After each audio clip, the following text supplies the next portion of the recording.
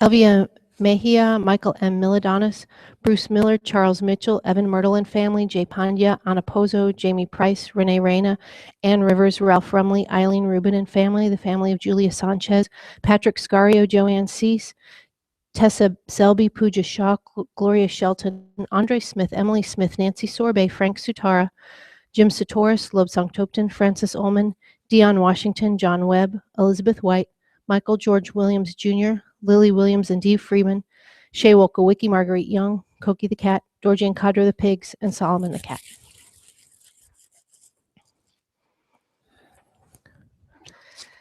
So if you turn in the gold prayer book, we'll start on page 183, near the bottom of the page with the mantra of Shakyamuni Buddha. We'll do that 3 times.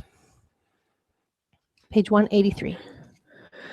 Taya ta mune mune maha munaye soha.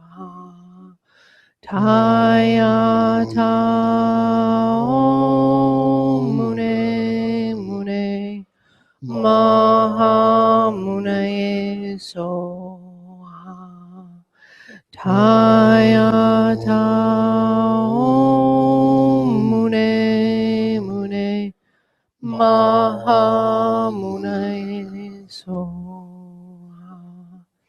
And then if you turn to page 34, we'll read the 4 immeasurables in English. May all sentient beings have happiness and the causes of happiness. May all sentient beings be free from suffering and the causes of suffering. May all sentient beings be inseparable from the happiness that is free from suffering. May all sentient beings abide in equanimity, free from attachment for friends and hatred for enemies. And then if you turn the page, on the bottom of page 37, you'll see the 4 immeasurables chanting version. And we'll do that in Tibetan. Sam Chen Tam Che De Wa Dong De Wei Gyu Dong Dam Par Gyu Chi Dung Ya Dong Dung Ya Gyu Dong Drao War Yu Chi Dung Ya Mei Pei De Wa Do Mi Dra War Gyu Chi Nye Ri Cha Dong Ni Dong Dra Wei Kan Yong La Ne Par Gyu Chi. And then just below it, we'll do Chen Reizig's mantra 8 times and Green Tara's mantra 7 times. Om Mani Padme Hum. Om Mani Padme Hum. Om Mani Padme Hum. Om Mani Padme Hum. Om Mani Padme Hum. Om Mani Padme Hum. Om Mani Padme Hum. Om Mani Padme Hum. Om Tare Tu Re So Ha. Om Tare Tu Re So Ha. Om Tare Tu Re So Ha. Om Tare Tu Re So Ha. Om Tare Tu Re So Ha. Om Tare Tu Re So Ha. Om Tare Tu Re So.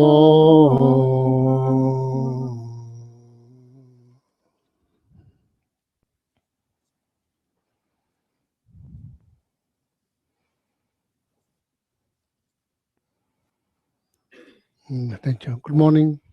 Good morning.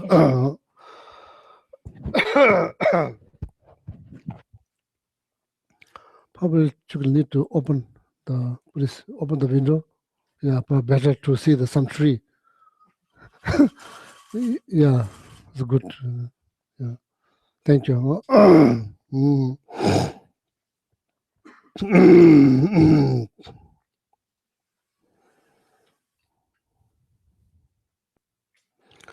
So maybe begin with short meditations.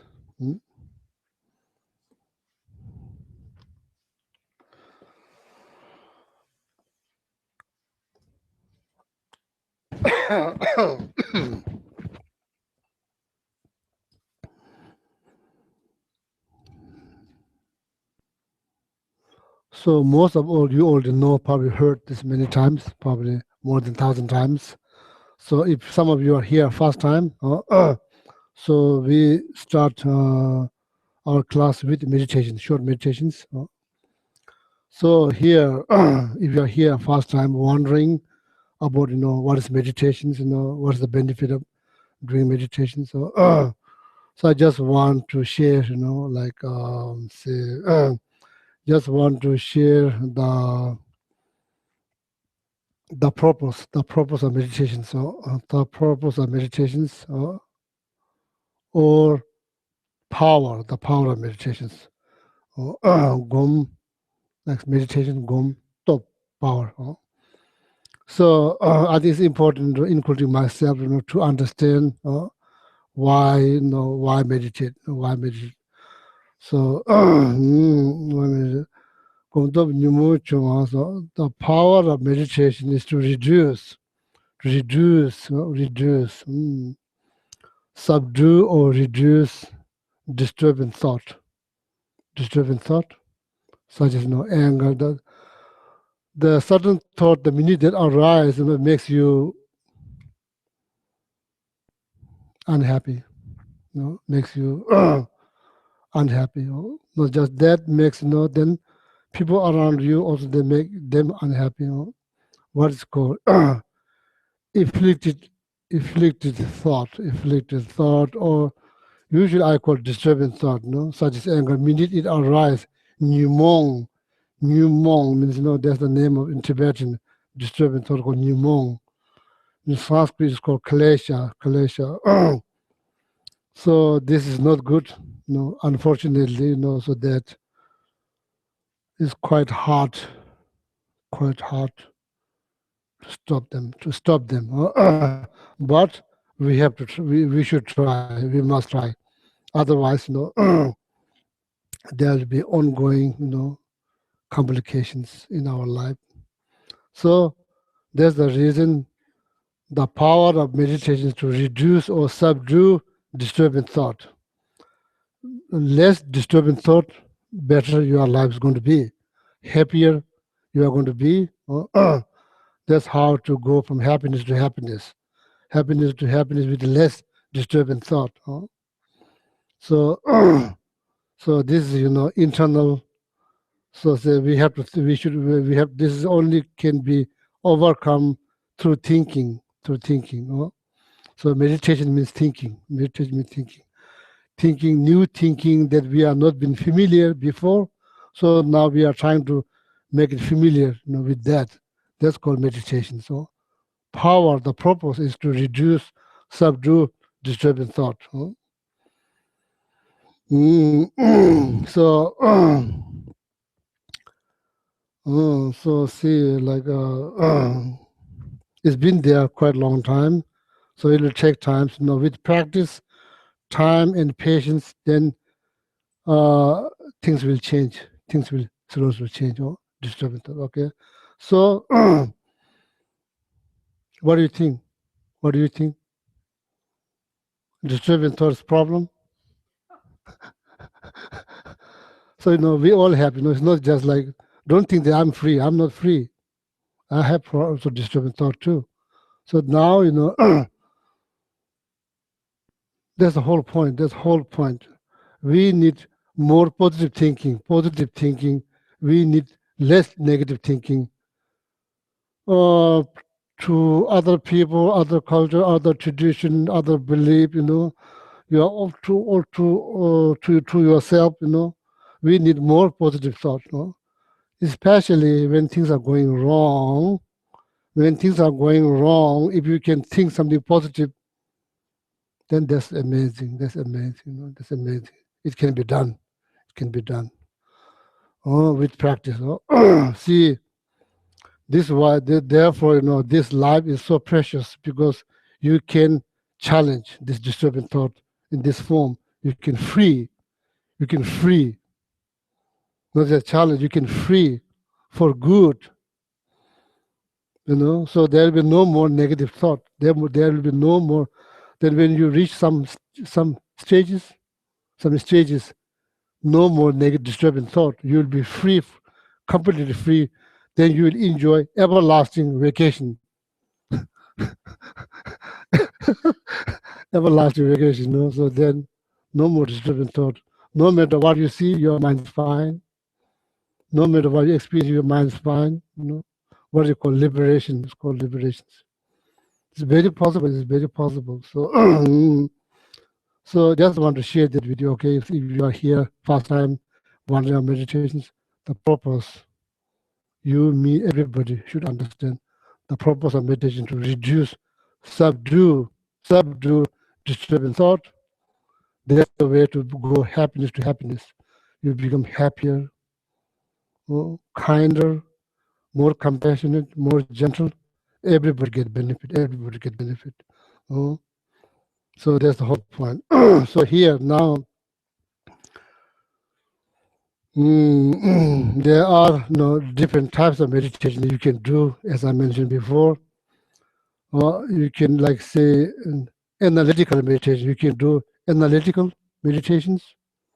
You how to say analyze, why why things are like this, why people change. Could be different topic. Okay, different topic. You read something, and you pick up one topic, then you think about that, then you start to brainstorm. How is it brainstorm? That's called analytical meditations. Analytical meditations, analyzing. So then another meditation called review meditation. Review. You remember certain book that you read, book that you've been discussed it, not discussed it. So I said, uh, book that you've been discussing, not discussing. Sorry, book that you've been discussing, discussing. So then you remember, you remember the subject of that book. Mhm. So that very much depend on the size of material that you remember by heart. See, you could stay there, like a couple of hours, quite easily. That depend very much depend on the size of the materials. Oh, so then you can just review them. There's like a review meditations. Then during that time, your mind is occupied by that materials. See,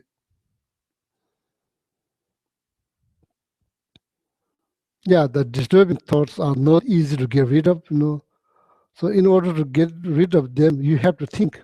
We have to think. You can't just sit there think nothing. That's very, very difficult. We have to think. If you think, that's the way to minimize other thought. That's the way to stop other thought. We have to think. We have to think. Not just think very precisely. So then slowly, all these senses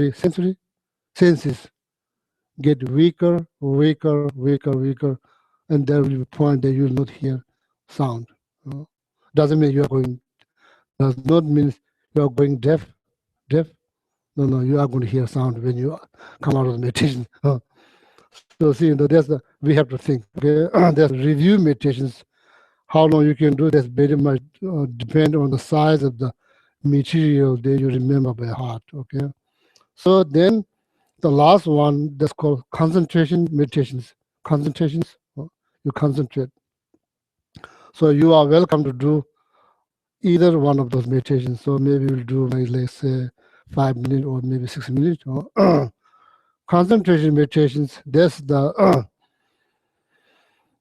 kind of renowned. They talk about mindfulness, being mindful. That's quite known in West. This last meditation is known quite well known in the Western world. Concentrations. You can use you can use your own breath out, in, one. Not from the mouth, from nose. Out, in, that's two. Out, in, that's three. Now count, maybe say 21 times. 21 times. See if you can count. Count just here in mind. Out, in, out, in. What is the,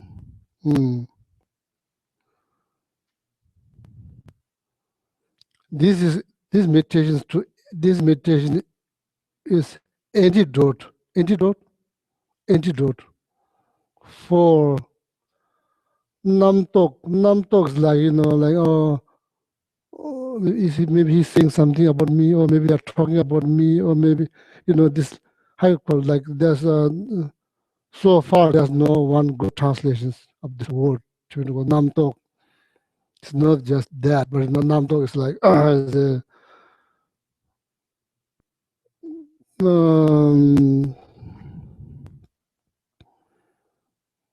if you live with the chain of Namtok means no, then there will be no, how to say, happy moment, Namtok. So this 21 breathing meditation is taught particularly you to free help yourself to free from Namtok. Namtok means no. You understand Namtok? Sometimes they say like self-talking, stories, no, not just one stories, many stories, ongoing stories, many stories. Namtok Nyembo means antidote. Namtok Nyembo. See, when you start to concentrate on your breath, and somehow the story will stop. Somehow. So that's why they count. Out, in, there's one. Out, in, there's two. You count that maybe typically you count 7, 21, typically 21, 21, you count 21 times, okay? You are welcome to do that meditation. So then the second one, create some mental image. Can be anything, create something. Something could be water, could be tree, anything. The point is to keep your all attentions. Please try your best to place all your attentions, mental attention, on that single object. What it does, it makes your mind calm and peaceful. It makes your mind calm and peaceful.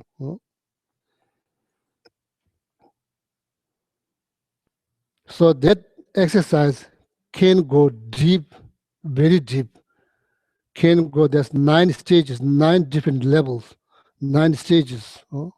First one is just to keep your attention on that single object, just keep there, just to keep there. That's exactly how to be present and how to be within, because image is not outside, it's here. It's not like looking here. First you look, so then you create, then now image is here. So that's like Nang Jogba. That's like out of 9 stages.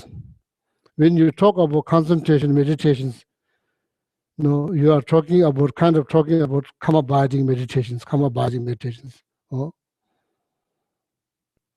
So that meditation is 9 stages. The first one is Nang Jogba, be within.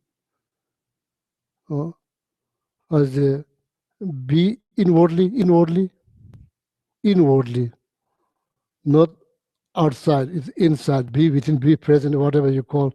In Tibetan, what called Nang Jogba means, look within.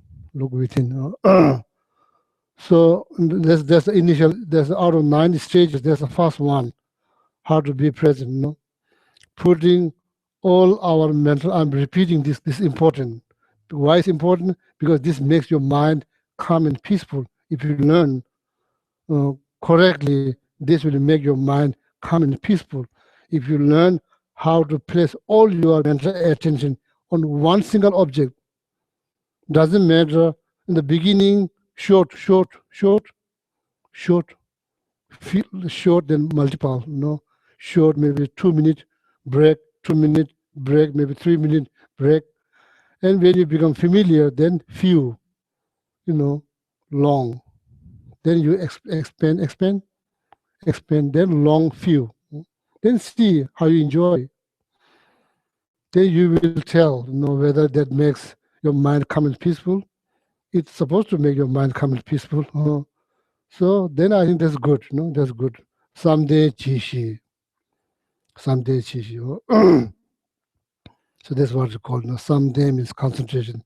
Chishi means it makes your mind calm and peaceful. Okay, so concentrating on the image. So here, not just attention, all your attention placed on one single object, all your attentions.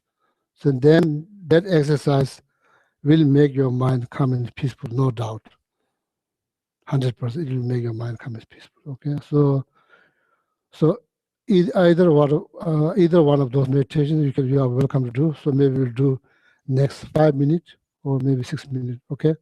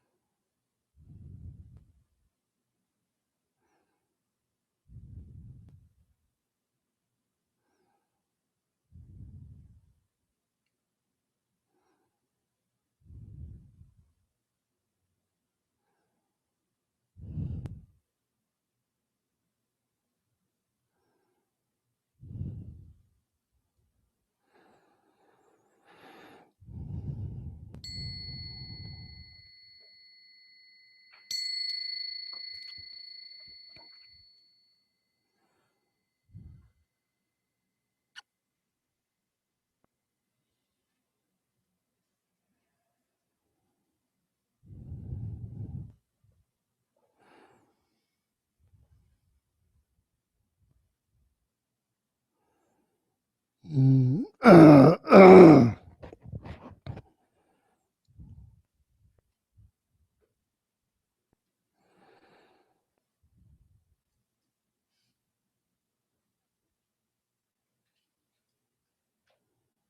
Mm.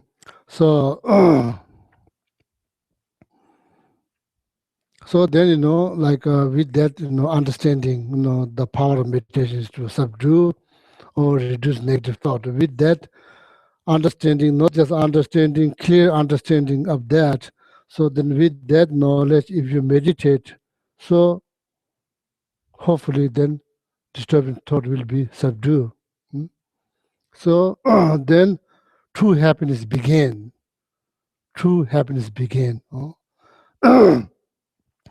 There's not temporary relief. No, it's not temporary relief. So many happiness we consider as a happiness, they're just temporary relief or temporary relief. So carrying backpack here, carrying backpack.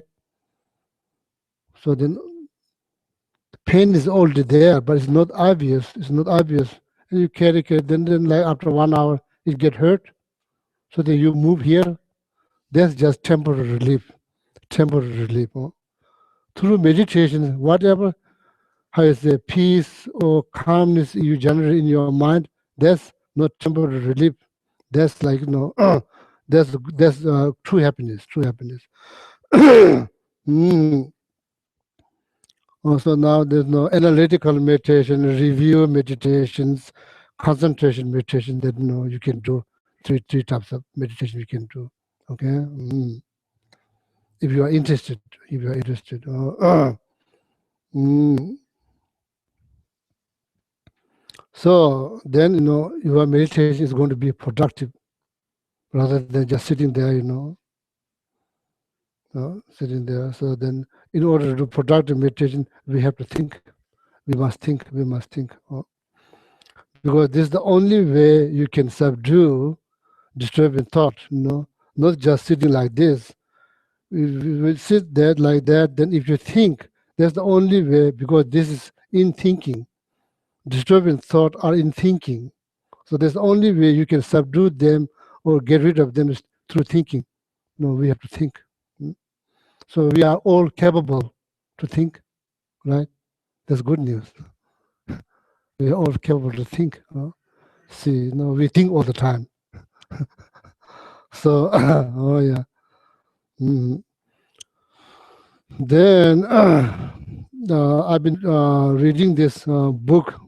It's called 7-Point Thought Transformation. So, as I said,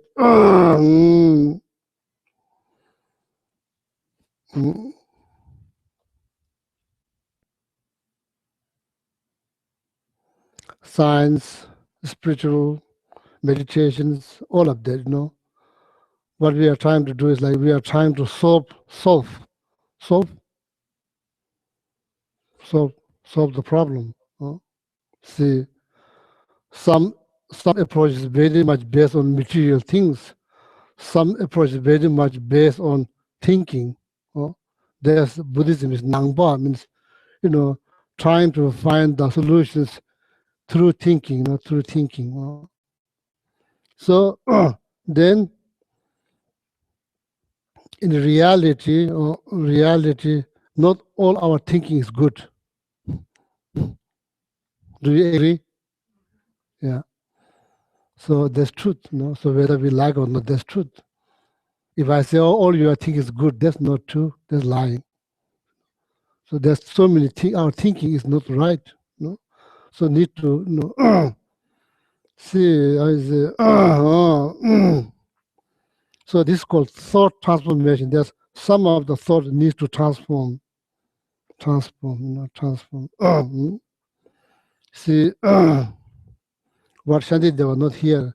Other book Shantideva says, Dunga Torde Semye Jangs means you have the mind to overcome from suffering. Mind, you have the mind or desire to overcome from suffering. Dunga Torde Semye Jangs. Shantideva, there's one of the Indian master. He wrote this book around 8th century. 8th centuries, long time ago. Dunga Tordu same agents. So these people, they spend so much time analyzing, why, the sufferings.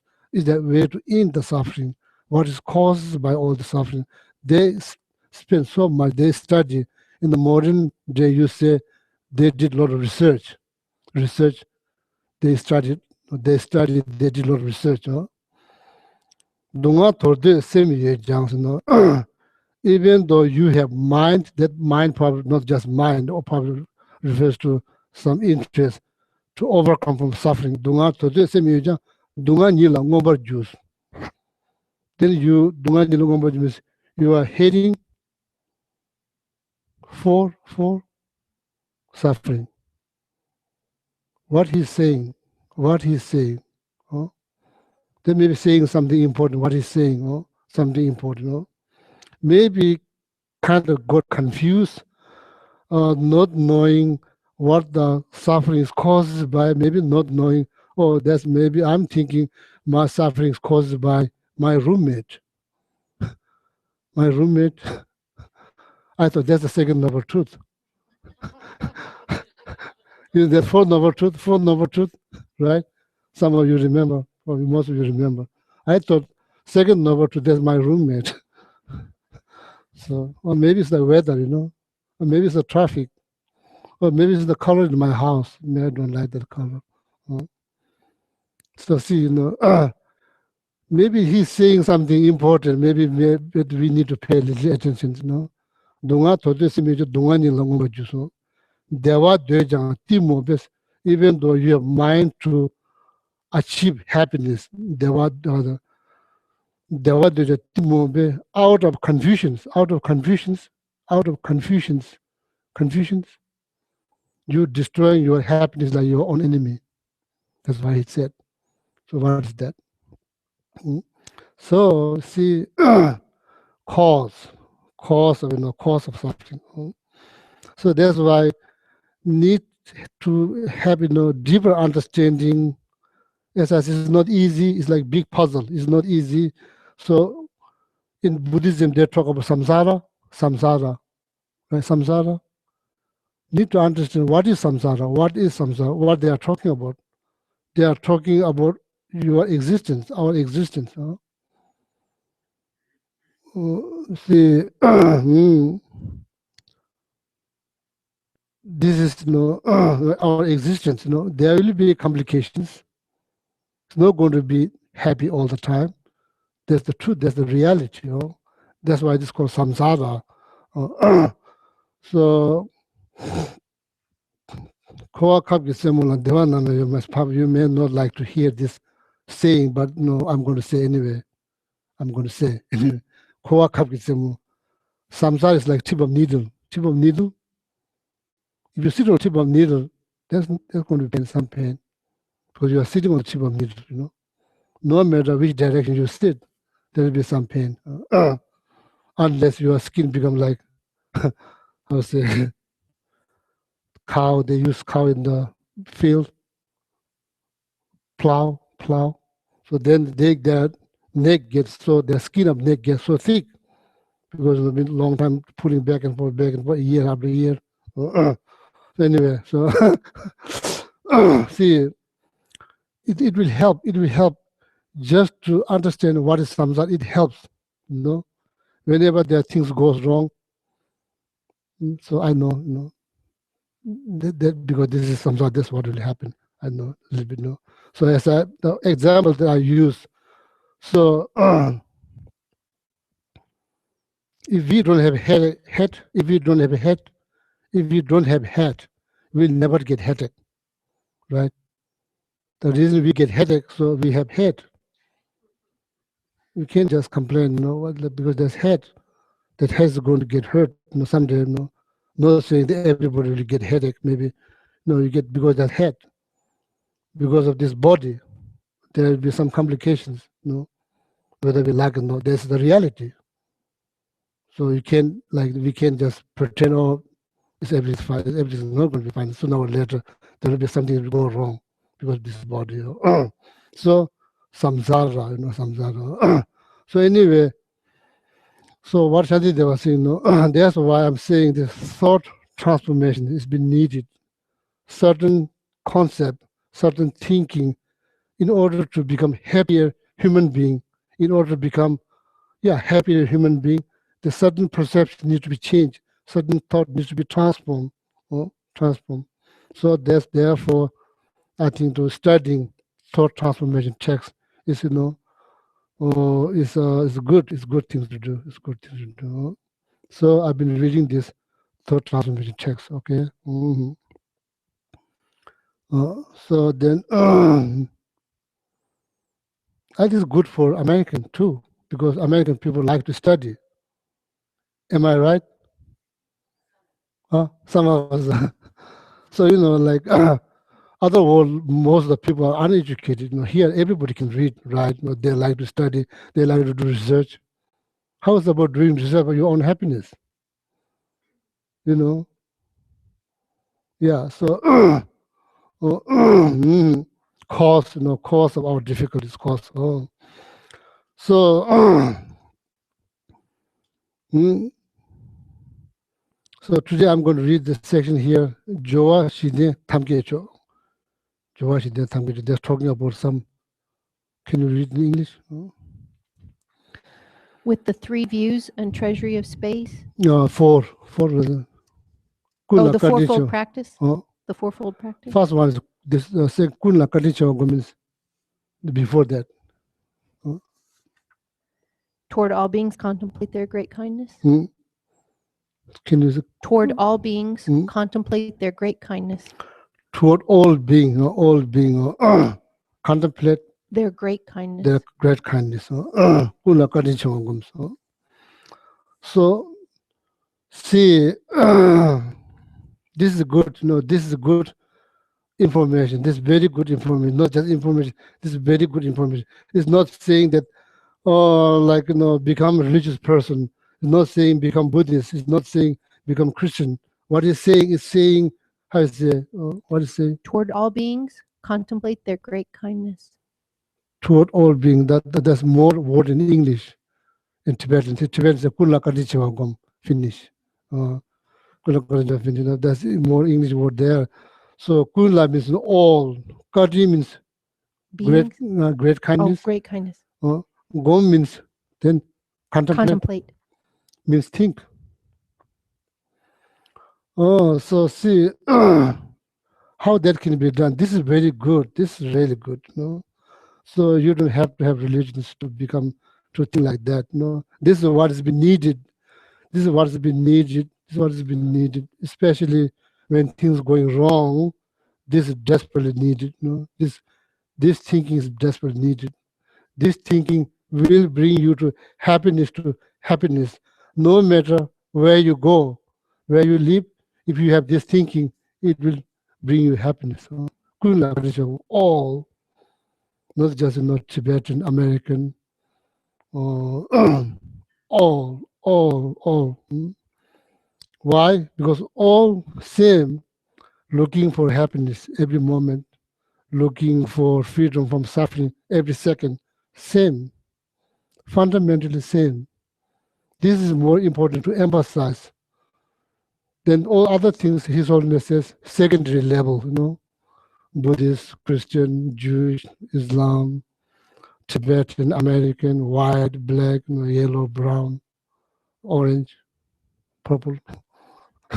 I'm not sure that's proper, but so much emphasis put it there, Just see as a human being. Just see as a human being, meeting one human being to another human being. So this thinking is very good. This thing is very good.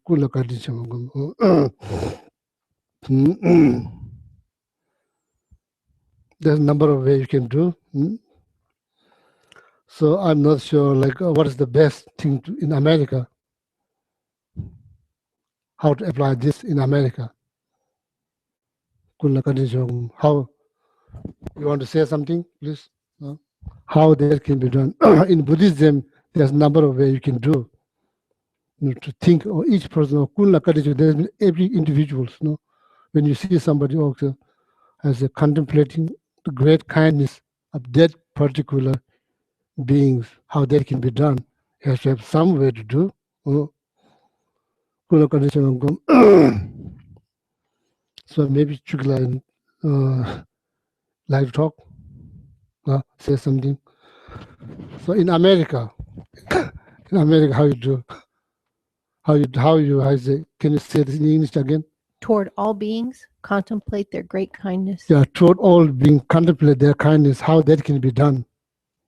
Done means how you do, how you apply, how you do. Yeah. So I was wondering. Well, I'm Geshe- ready to receive teaching from you. Yeah. So here, like some of the approach that in Buddhism may not be relevant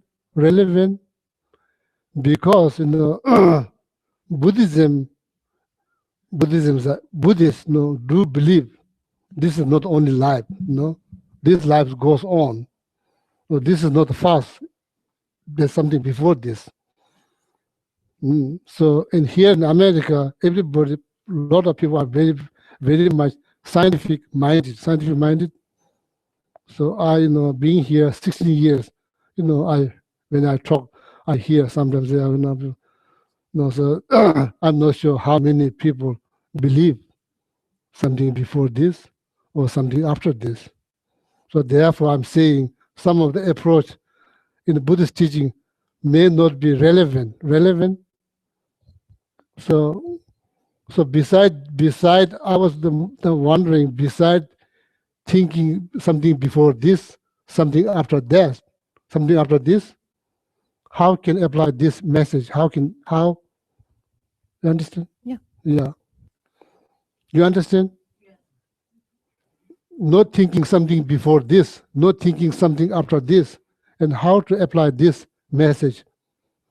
So I was very curious. Yeah. Oh, now, this life, just this life. So how to put into practice this, how to put that into practice. Yeah, please, yes, give more teachings. That's good. Yeah. Oh. Yeah. I was thinking I can just think about this life, Uh-huh. this moment. Yeah, that's because exactly what I want to hear. Yeah. Oh, thank you. Yeah. Very good. Anybody else? Yeah. Well, she want to say something? Oh, I just thought that's the best way because I come from Hinduism and I believe in reincarnation. Uh, And that's kind of scary also because I also believe that like after 7 non-human lives, you get 1 human life. And this life is very valuable. This interaction now this moment is very valuable. So just focusing just on this life, right? Yeah, at least even if somebody doesn't believe in reincarnation or before and after this, we all still want to be happy in this life. We all want to be happy now. And we feel happy when we do good things. Oh, right. So now the question is how you can think whenever you see another human being, another human being. Let's just stay as human being, okay? Let's just stay with human being. So it's like sometimes it's kind of overwhelming by all being, kind of overwhelmed. Just stay with the human beings. When you see another human beings, how you can apply this message, like say, contemplate kindness of that person.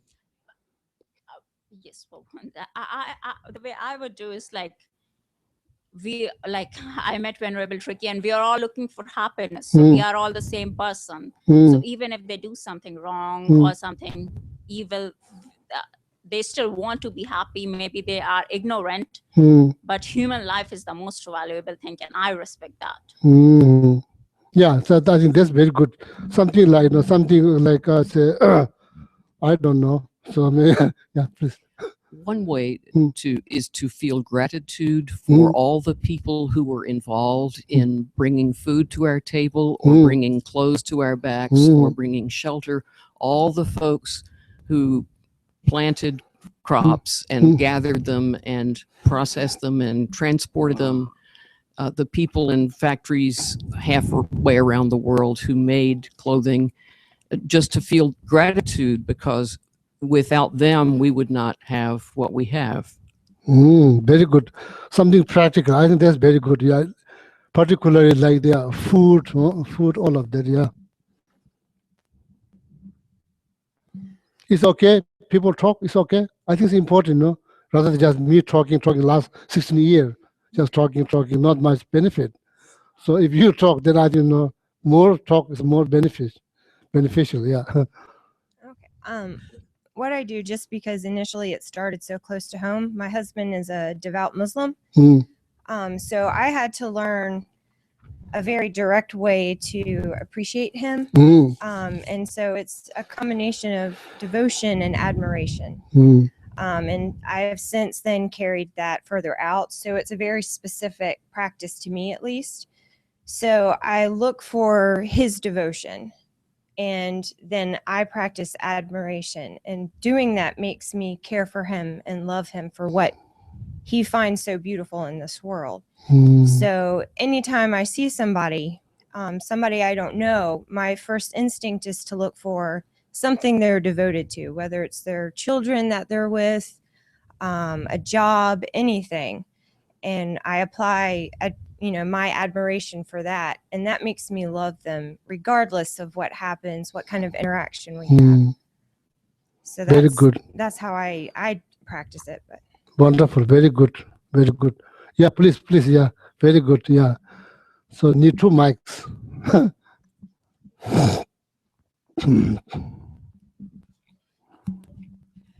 In every action and every person that I encounter, I try to look them in the eyes and let them know that I care for them, and every moment that is me in front of them, that is me in front of me, that everyone needs exactly what I need, that happiness and loving and kindness.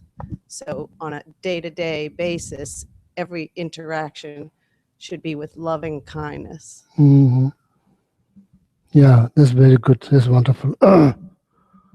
So anybody want to say? No pressure. Put no pressure. No pressure. So see, that's what is needed. So I think we all agree. We all agree. So that's what I'm trying to emphasize. That's what I told yesterday. I was in Elon College. These kids, they come there to learn how to meditate. I told them, very clearly. Not every people become Christian. No way. Impossible. No matter how you try, it's not going to happen. That's the truth. It's not going to happen.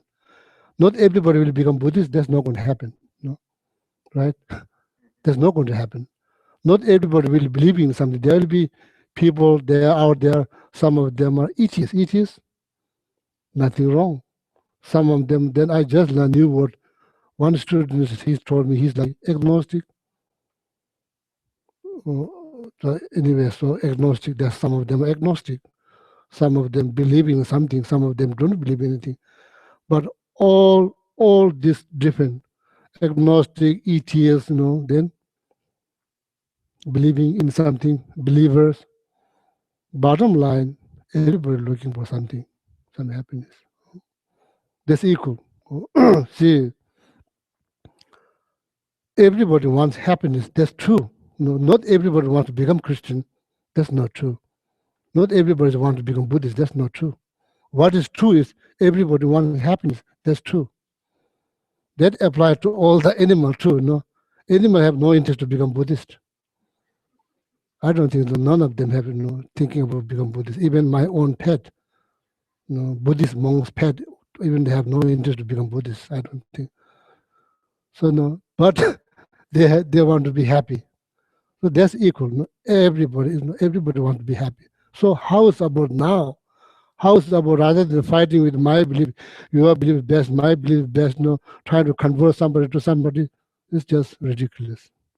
How is about just think each other something wonderful,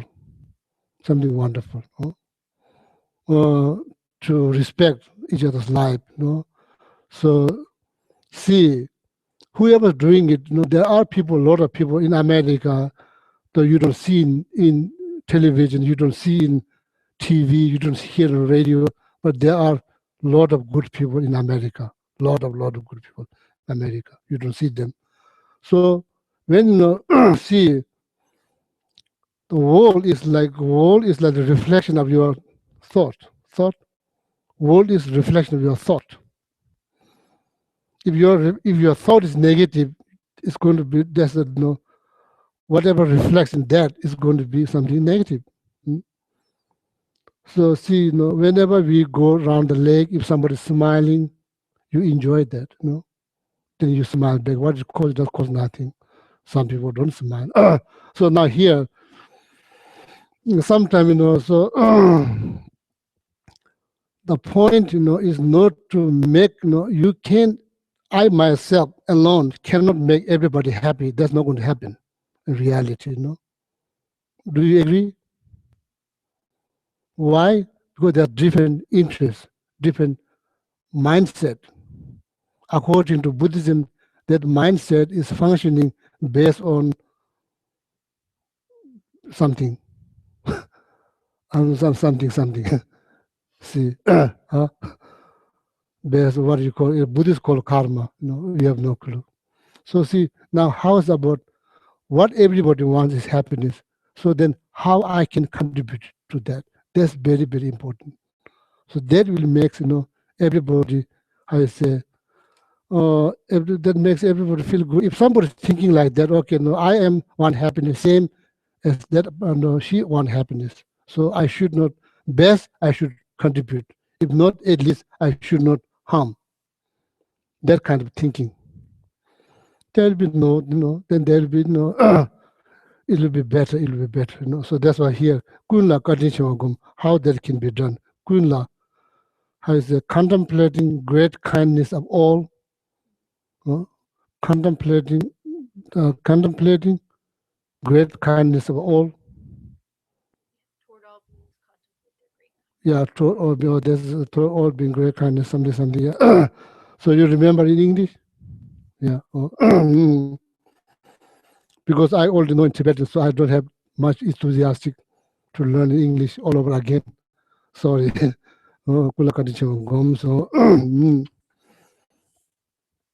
So then if you're really seeking, okay, I'm sick of this suffering, I really want to be free, you have to look for liberations.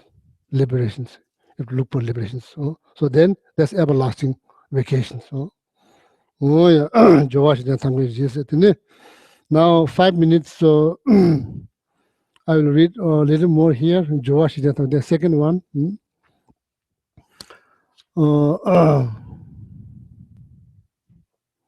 Second one, please.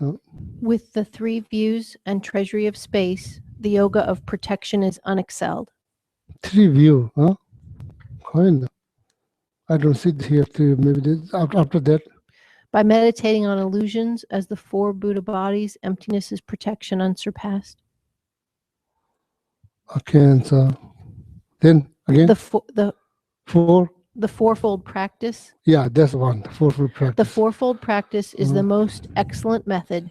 Relate whatever you can to meditation right now. Joash then tabji choso. Joash then tabji choso.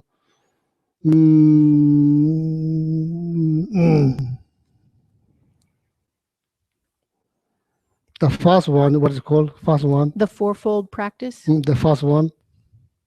Before that. The first one, fourfold. That's one. The fourfold practice. The first one out of 4. What is the first one? Is called in English. It doesn't list them. Let me see if I can. It's okay. It's okay. It's the fourfold. What's called fourfold? The fourfold practice. Let's see. The first practice, the accumulation of merit. Accumulation of merit. So that's one. The first one, accumulation of merit. Yeah. So. Do you understand merit? No marriage. Married. Correct.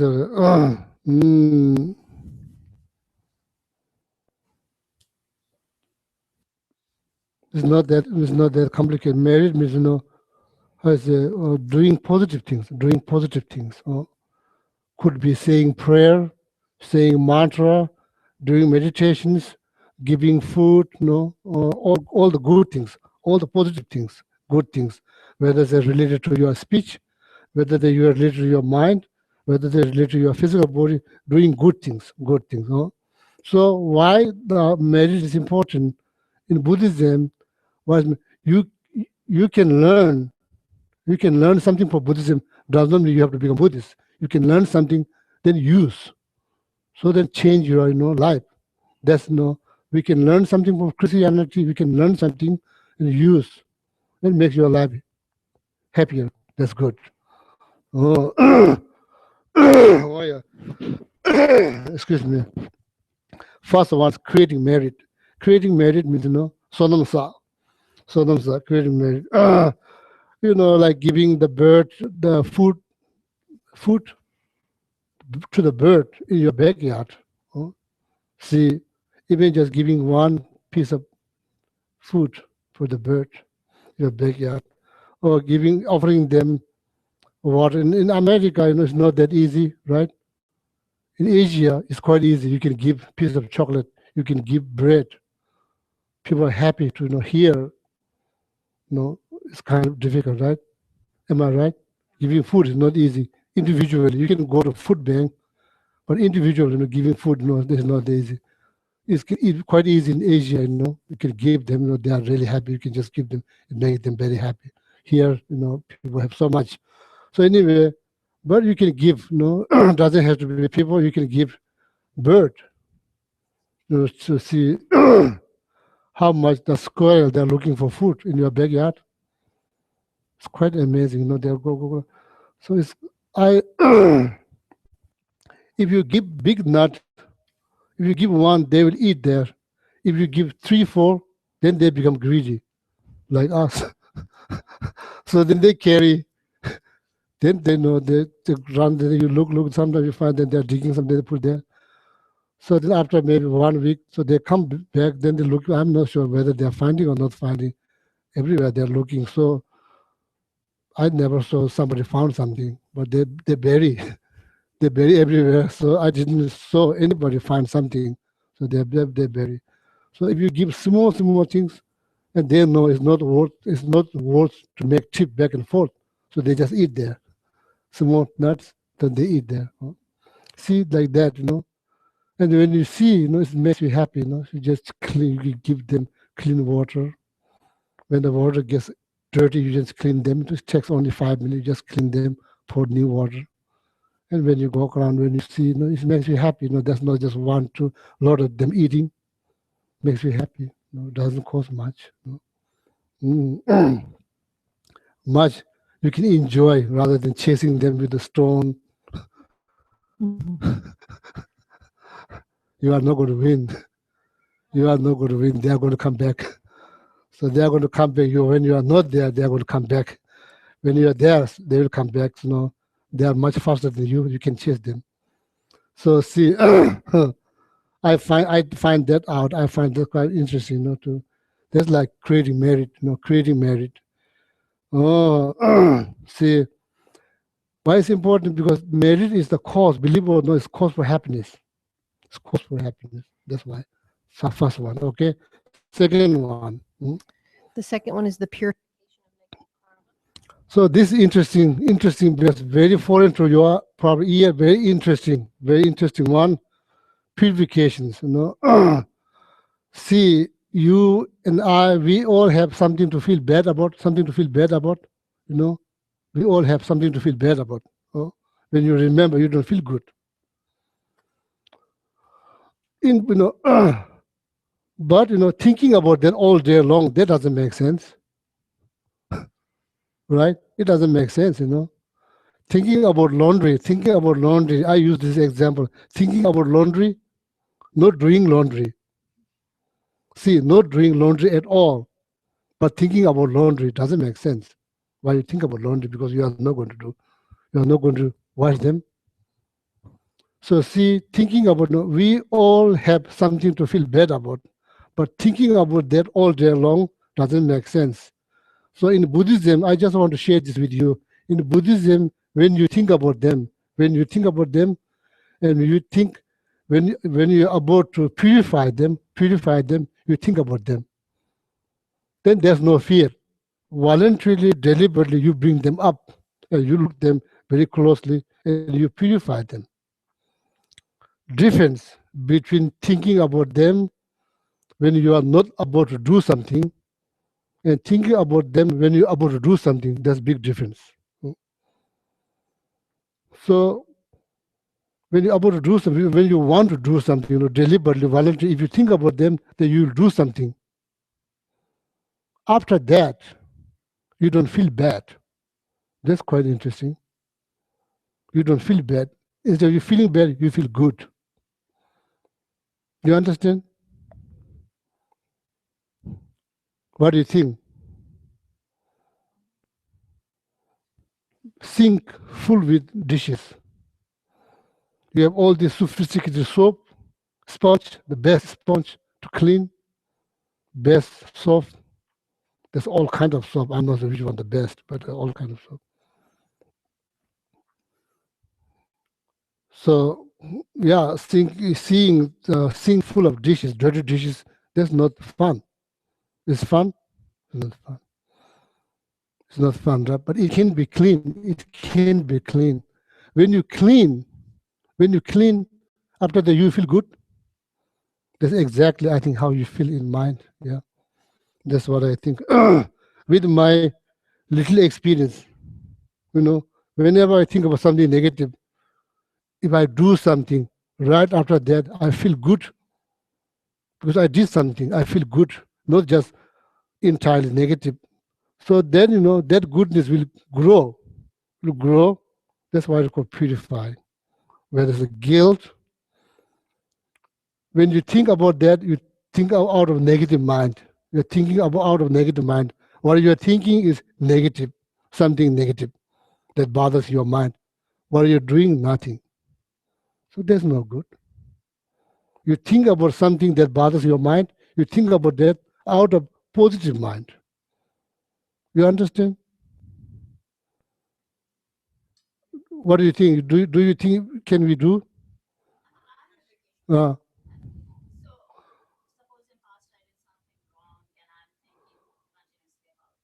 uh,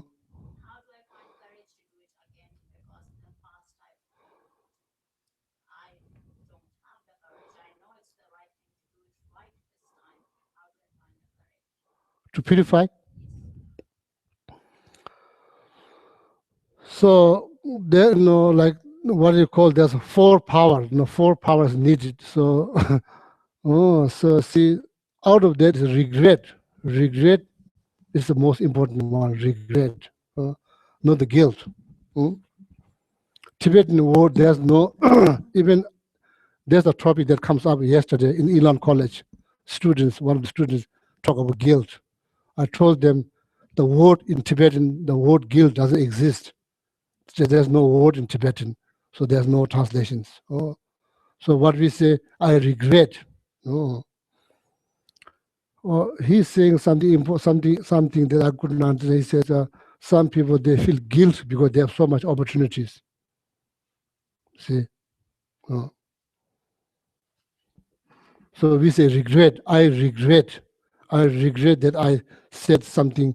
I've been very harsh on my friend. I regret. Then self-discipline. From now on, next hour, I will not repeat this again because I don't feel good when I remember. I don't feel good. So I should not repeat that mistake again. So sake of my own happiness and sake of happiness of my friends, I should not repeat that. Then that requires some self-discipline. See, not like rules, regulation, self-discipline. From now on, for sake of my own happiness, when I remember, I don't feel good. So I should not repeat certain things.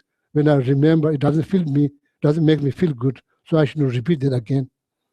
So, 4 powers. Then from now on, next hour, this Self-discipline also requires courage, and I feel I lack the courage to be self-disciplined because the past is so overwhelming. Courage in the past. What do you say? What do you say? What? Like, Yeah. The courage to do something she's talking about where's the courage to do it. But you said when you do it, you become happier. Well, so maybe it's about constantly remembering this will make me happy. If I do this, this will make me happy. And to remember, because it's easy to forget. But you know that whatever you're doing, there's not going to be eating cheesecake. It's not going to be like eating cheesecake. You know, eating cheesecake doesn't require much effort, right? It's not going to be like that. It's not going to be like, you know, fun or a lot of fun. It's not going to be like that, you know. But when you do, then fun will follow. Fun. I say, process, you know, process like, so, okay, see, even exercise, you know, everybody knows. We all know when you exercise, you feel good. We all know. No need to explain. But doing exercise is that easy? It's not easy. So see, it's required. I say, when you do exercise, you feel good. After that, you feel good, right? After. So then, like, now also we need the same courage for that too. How, like, say, then, like, in the lake, you see some people running, a lot of people not running. So then how come not everybody running? So, like, everybody knows, you know, like, exercise is good, then how come not everybody exercising? The courage for that, courage. I'm not saying, you know, not exercise is bad things, but, you know, everybody knows, you know. So I myself, I am supposed to exercise because I have diabetes. I'm supposed to exercise, but I don't. So I do know it will benefit me, but it's not hard. It's not like, my point is not process. It's not, it's like, wow, I want to do, you know, it's like, what she says, it needs courage. So for me, whenever I remember something negative that bothers in my mind, like after like maybe like 10 years ago, or 20 years ago, 7 years ago, yesterday, and I say something, you know, and I feel good. So not every day, but, you know, most of the day I'm doing pretty good, but, you know, not every single day, you know, sometimes I do get lazy too. So see,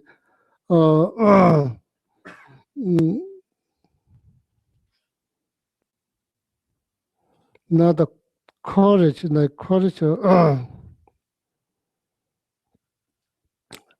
see, I'm not sure. So that's tough question. So I'm not sure. So courage. So see, courage.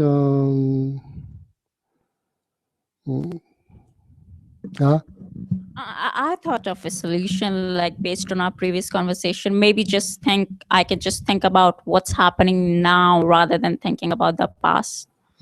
So I don't have to find courage. It's doing what I'm supposed to do now.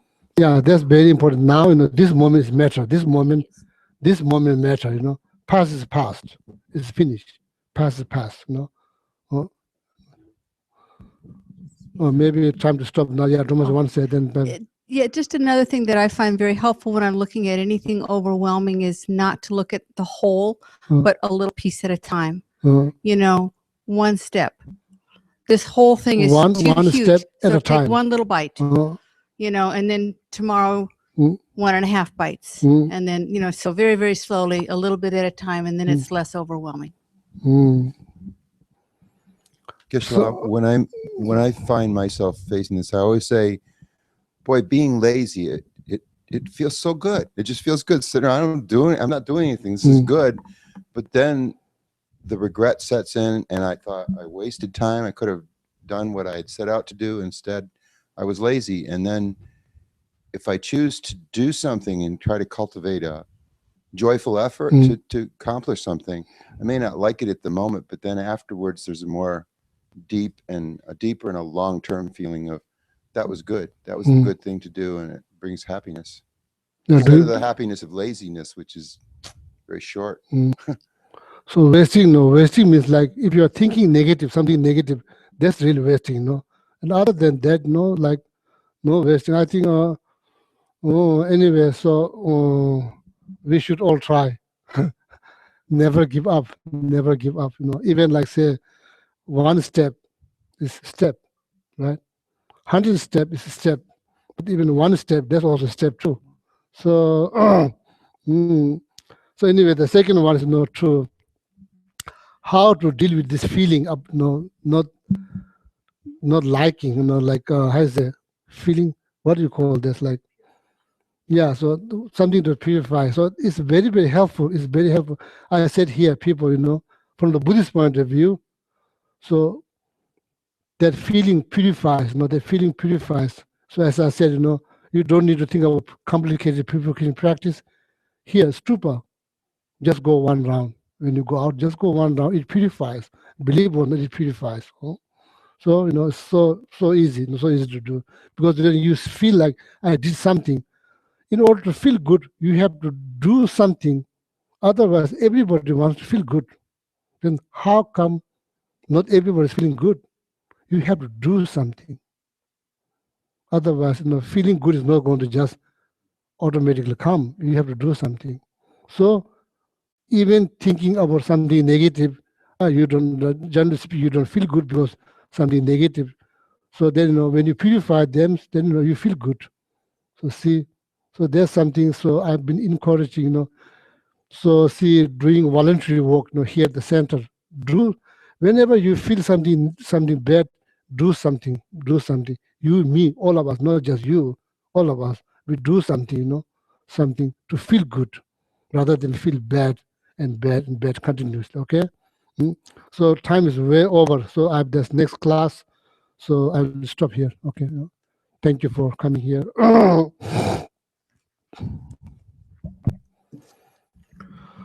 Oh yeah.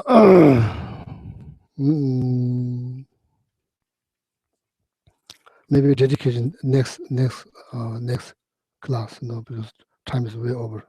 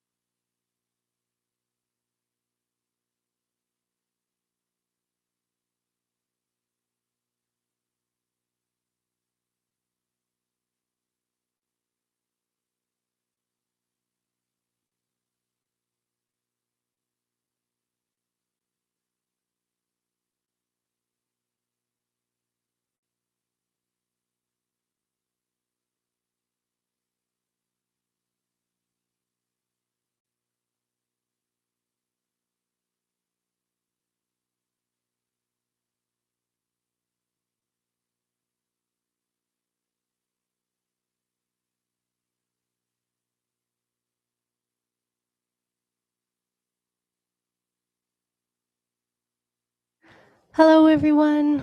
Welcome. My name is Chuki, and we'll get started here in just a moment. Geshe-la will be coming in, and when Geshe-la comes in, we'll all stand, and some of us will make prostrations, but don't feel at all like you need to do that. When we start, we'll be using the gold prayer books to say just a couple of prayers. If you're in a chair, they're actually behind you, and if you're in the pews, they're down at the end of the row, so you can pass them down. If you have anything that might make noise during the session, it'd be great if you could put it on mute. And we'll get started here in just a minute when Geshe-la comes in.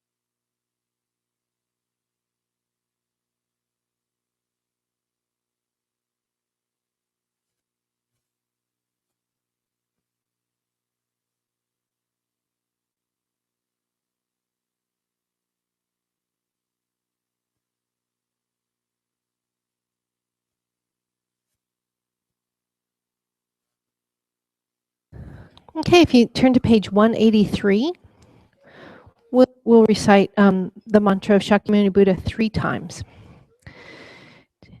Te atau mune mune maha munaye soha Taya tau mune mune maha munaye soha Taya tau mune mune maha munaye soha.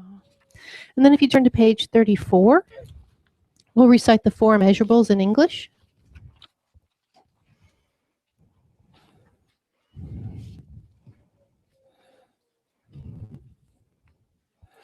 May all sentient beings have happiness and the causes of happiness. May all sentient beings be free from suffering and the causes of suffering. May all sentient beings be inseparable from the happiness that is free from suffering. May all sentient beings abide in equanimity, free from attachment for friends and hatred for enemies.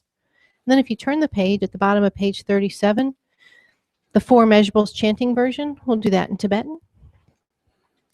Sem chen tam che de wa dang de wen gyu dang dem par gyu shi dung ya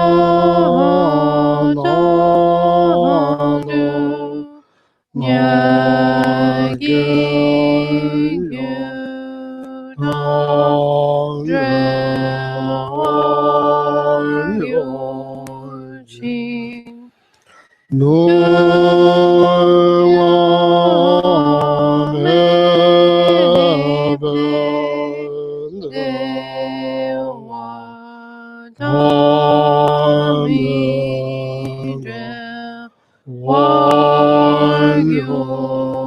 Yorjim. Yeri Chana Nidon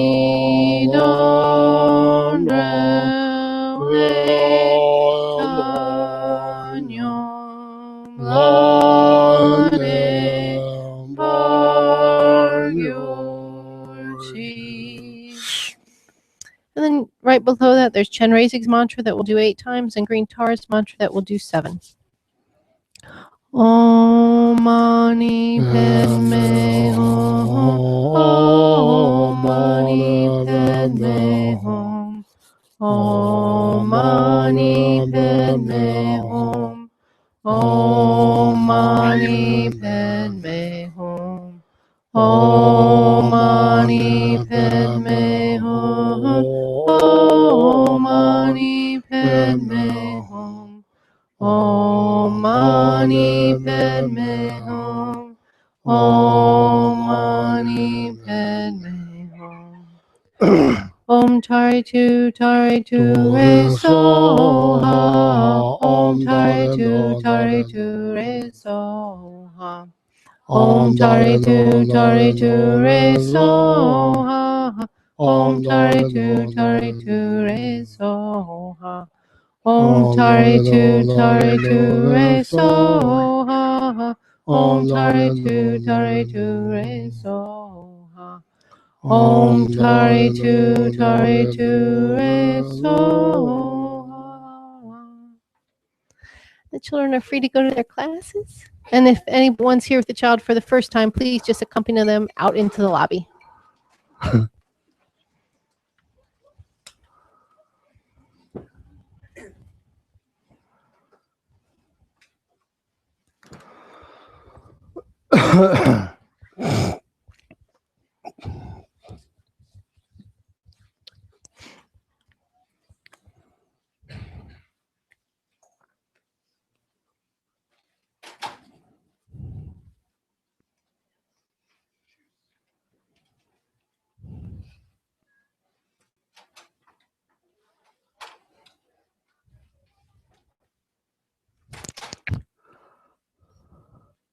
Good morning.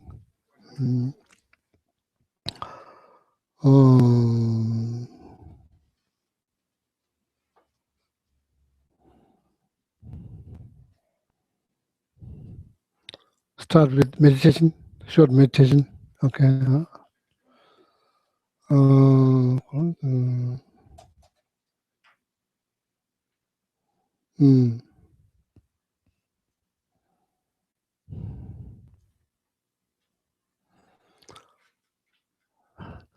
Maybe first I should say something, okay? I'll probably, sorry to interrupt your meditation. So if somebody here first time, so Sunday class is hard to, how you say, judge. Hard, but there's some new people who comes here. So anyway, so then, see, like, I feel like I need to, I should explain a little bit about meditations, probably 5 to 8 minutes. So I'll talk about meditations, but then we'll meditate, okay, together. So, and if you are here first time at the center, maybe I have interest about meditation, or maybe wondering about meditation, what is meditation, how the meditation been done. So then I think it's important to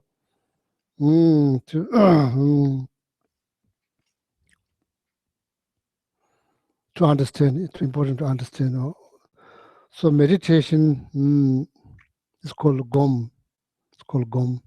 Meditation, Tibetan word called Gom. Means to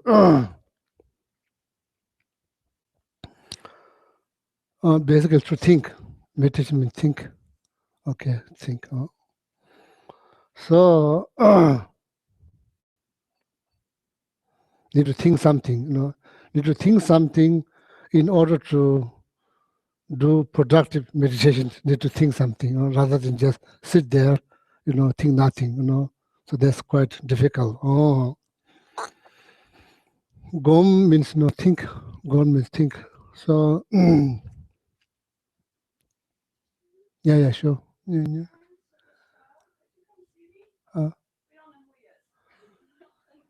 And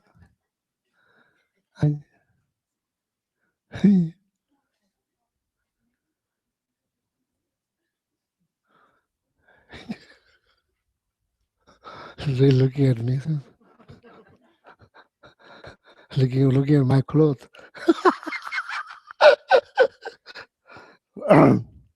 So there's a couple of different ways we can think. So I mean, meditation. When we say meditation, it's called Gom. So there's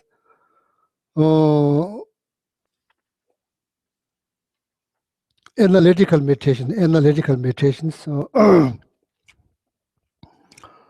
you are thinking about some specific, how you say, subject, or could be like, say, in Buddhism, could be precious human life.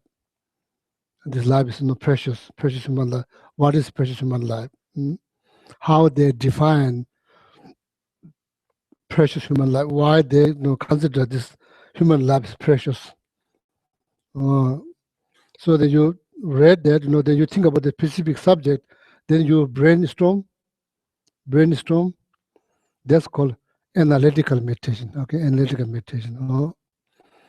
So then review meditations. The second one's called review meditation. So you could sit there a couple of hours quite easily, and it's also dependent on like size of the material that you are reviewing in your mind. If the material is quite big, you could occupy your mind with that materials next 1 hour, 2 hours. That's called review meditation. That's the way to minimize our thought. We need to think something quite precisely. That's the way to minimize other thought. That's how it's been done according to ancient teachings. That's how it's been done. Thinking something, that's called review meditation. You're reviewing some materials in your mind, then your mind is occupied with that materials, so then there's no space for other thought. There's no space for other thought to occur, to arise. There's no other thought. That's one we stop. Last one is like called concentrations. Someday it's called concentration. So you think one object, just one object, can be flower, can be tree, can be letter, can be anything, can be color, but you think just that, just think just that. Could be your breath, you're just breathing out, in, you're counting. That's one, not from the mouth, from nose. There's two, there's three, you're counting here, or focusing. It's like concentrating on one single object, or maybe by placing all your attention, all your mental attention onto one single object. That's called concentration. So what it does, it makes your mind calm and peaceful. Same time, it reduces all the stress. It reduces all the stress. Stress, I think, is caused by thought. What do you think? Stress caused by thinking. Thinking about chocolate. Not able to get chocolate. That's causes stress. See, somewhere in Nepal, they're thinking about French fry, not able to get the French fry. Cause stress. You are somewhere in Nepal, thinking of French fry from American version of French fry does not exist at all in Nepal. So there's an area where American version of French fry does not exist. Then you are thinking about that all day long. So that creates stress. See, stress caused by thought.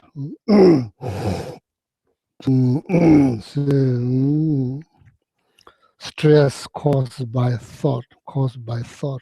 Stress caused by thought. So to make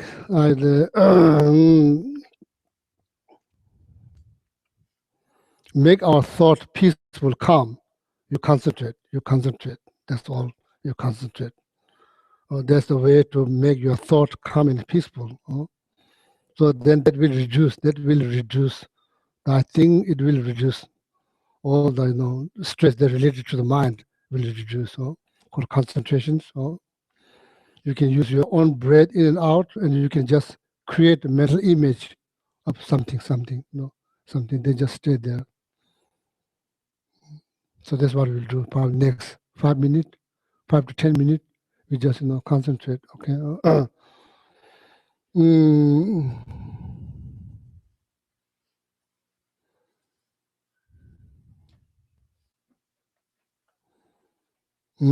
Three meditation. Analytical meditation, you are welcome to do analytical meditation. You are welcome to do review meditation. You are welcome to do concentration meditation. So then concentration meditation, you pick up some object, or maybe you concentrate on your feeling or your mind. That's very difficult. Concentrate on your own mind. That's very difficult. But then you can concentrate your breath. Okay. Maybe next 5 to 10 hours? No, that's not hours, minutes.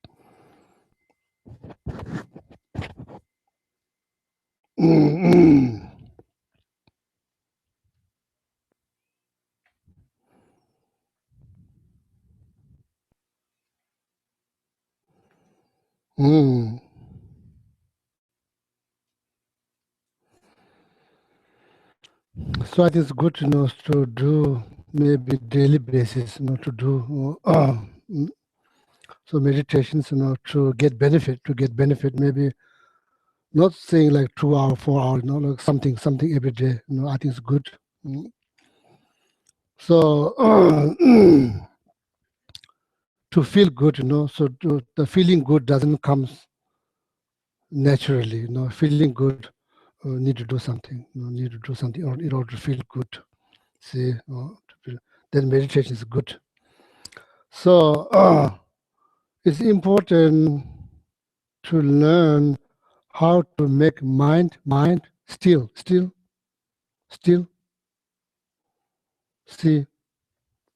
so that will produce calm mind, peaceful mind. So mind needs to be still. You can't make your mind calm and peaceful if the mind's been moving, means thinking, So mind needs to be still. It's not going to be still if you tell the mind, now you're going to be still. It's not going to be still. You can say, but it's not going to be still. You need to do something. Just think one object. Just think one object. One object. That's the way to make your mind still. Next 5 minutes, I'm going to think about prayer will. That's all I'm going to think. I'm going to concentrate. I'm going to try to put my all attention here. See, if you can do that 30 seconds, if you can do that, logically it doesn't make sense why not you can do 60 seconds. Doesn't make sense. Then it will gradually, it will improve. See, so then mind become more calm, then peaceful. So then, you become more calm and peaceful. So that's the result of doing concentration meditation. The result will be calm mind, peaceful mind. Then you concentrate. That's all. Nothing more, nothing less. That's all. You concentrate. Okay. So then one other thing is important to remember, all of us, including myself, the purpose or the power of meditation is to reduce disturbing thought. Okay? Disturbing thought. That's why, most of the time, that's why we are not happy, disturbing thought. See, when it comes down on health, then we choose healthy food, right?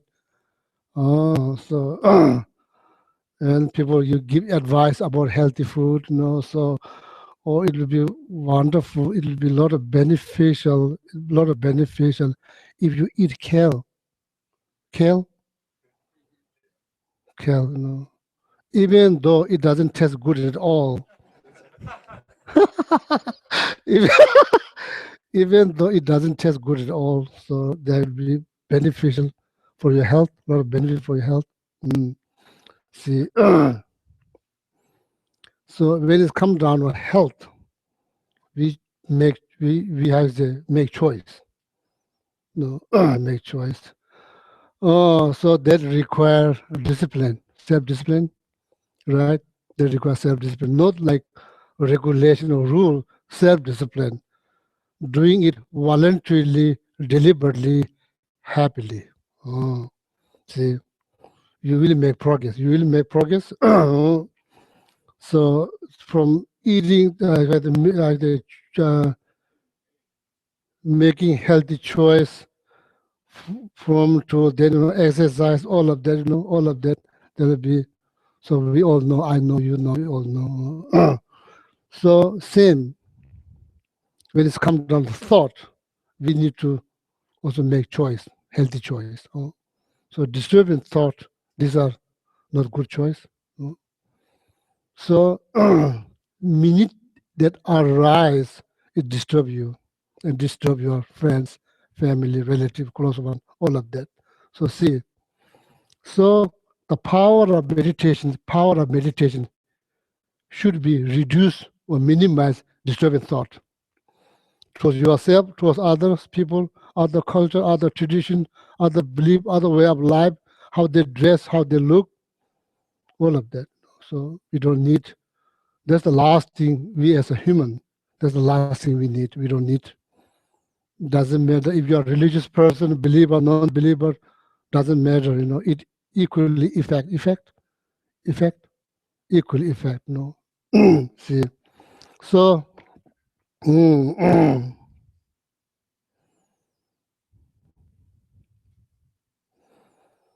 so it's a challenge every day. It's not nothing easy. I'm not saying easy, So there's a way to free ourselves from this disturbing thought. See, but it will not going to happen overnight. So that's the truth. It will take time, slowly, Thinking about the downside of disturbing thought, related to your own experience. So then thinking about that, slowly. You used to get angry very fast, very fast. Then slowly, it takes time you to get angry. So I'll tell you one story. There's a monastery. There's two monks. They are from Tibet. So Tibet, so when after 1959, a lot of people, they escaped from Tibet. So there's a group of monks, they're able to escape from Tibet. That's how they reestablished Buddhism in India. So there's one of them, I think it looks like he has very light skin. His father is Chinese. I think his father's Chinese. Anyway, he has quite short temper. So there's two senior monks. There's no monks. So we are young monks sitting there. We always notice because there's two monks. One is looks like Chinese. He's quite short temper. Another one tease him all the time. His name is like Polo. Polo is his name. Then he always teases me, Polo Chinese. So then when you do the prayer together, you sit together, they say, you Chinese, Polo Chinese, something like that. He get, little monk, you see, they are sitting together all the time. Unfortunately, they are sitting together. Right next to each other. There you can see, because we are new monk, we sit right there. Because each line, there's 100 monks, they sit together. Between this line, there's space where the monks can serve tea. So we always see, little monks. Yeah, we are not meditating. We're just sitting there. If somebody making talking, we always notice the right away. So we see, he's like saying something, and you can see his face become red. He's getting angry. So not just that, he don't get any break at all. So when the prayer is finished, then everybody comes out. And still now he's pushing him, like saying something, pushing something. Probably the monks get tired of how you say, upset. Eventually, no matter what you say, he's not going to be bothered, So he's automatic patient. He practiced patience automatically because saying so much. So see, that's the one way, So disturbing thought. We all think about that disturbing thought. This is not good. This is not good for our mental health. So therefore, the power of meditation should be reduce or subdue our disturbing thought. See. So then you are making progress. When you meditate. You used to get so angry very so fast. Now it takes time. You think about it twice before you get angry. So then slowly, you will be free from your disturbing thought. Then there's like everlasting vacation. Everlasting vacation. You have no more disturbing thought. Especially when things going wrong, when things not going right, not going the way we think.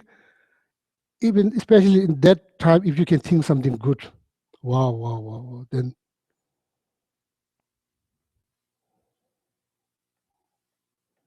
you'll be fine. See, you'll be fine. No matter what's happening, your mind never get disturbed. Because all the disturbing thoughts, they are weak or maybe they are gone. They took long holiday. vacation from you.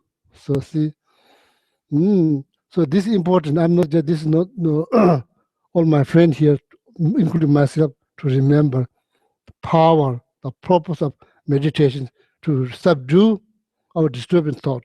Subdue. That's the way to go. Happiness to happiness. That's how to become happier human being. You know, this is very important. Okay, just want to share that with you. Say, yesterday I was in Inland College. You know, there's teaching some meditation with a group of students. You know, every month there. So they asked me to come there. So I go there to teach the students. So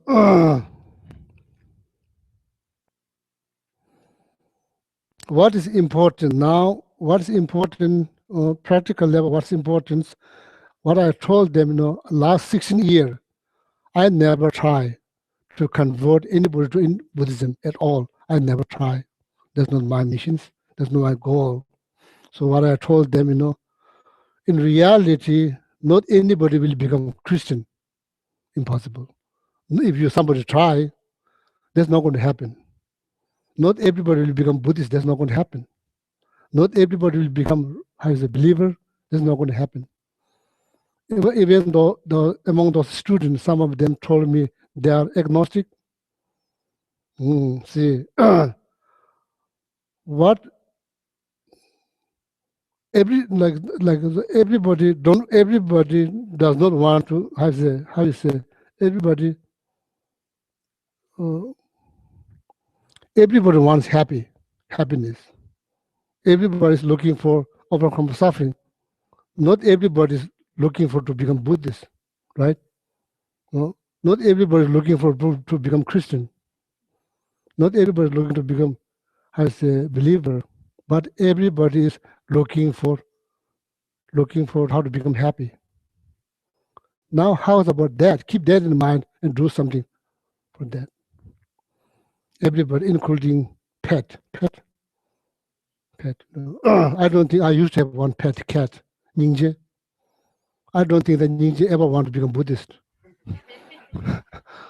I don't think even Ninja knows I'm Buddhist monk. No, what Ninja probably she wants to be happy.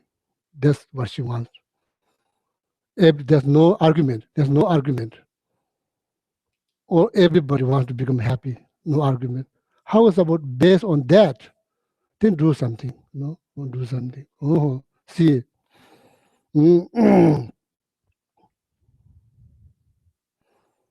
Main obstacles is disturbing thought. That's the main obstacle, not religion. Main obstacle is disturbing thought.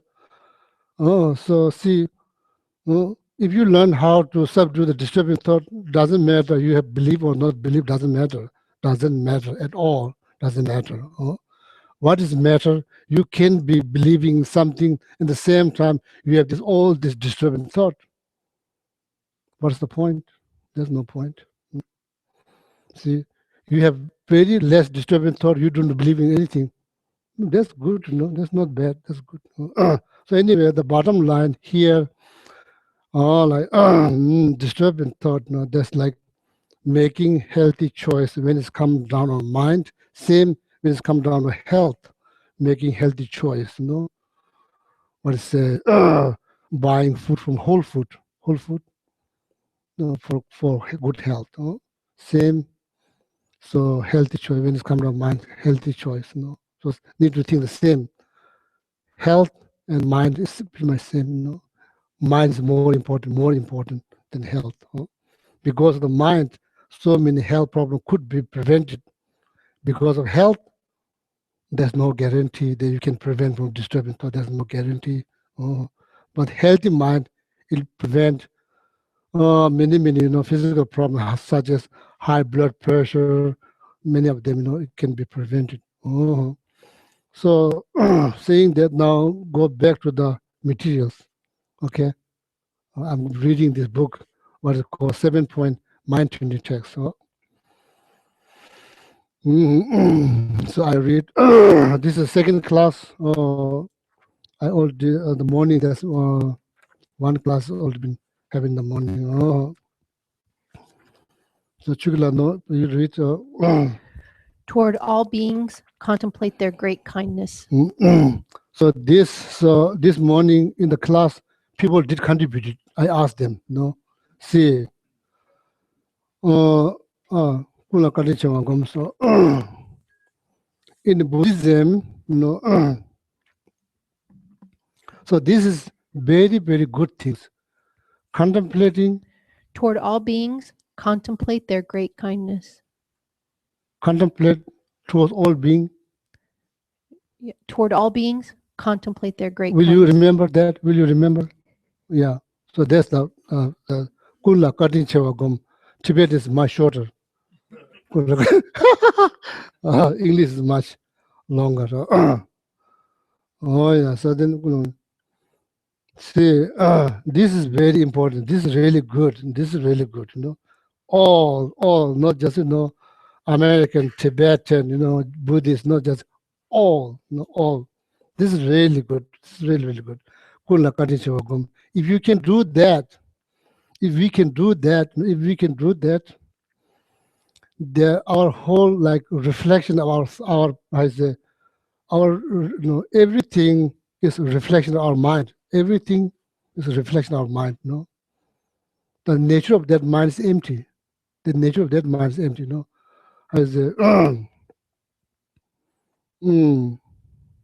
Nawa means all the opinions, whether it's good or whatever it is, whether it's like simple, complicated, whatever it is. The reflection of the mind, reflection of the mind is in my hometown, very small village, less complicated. Reflection of the mind of the people there is less complicated.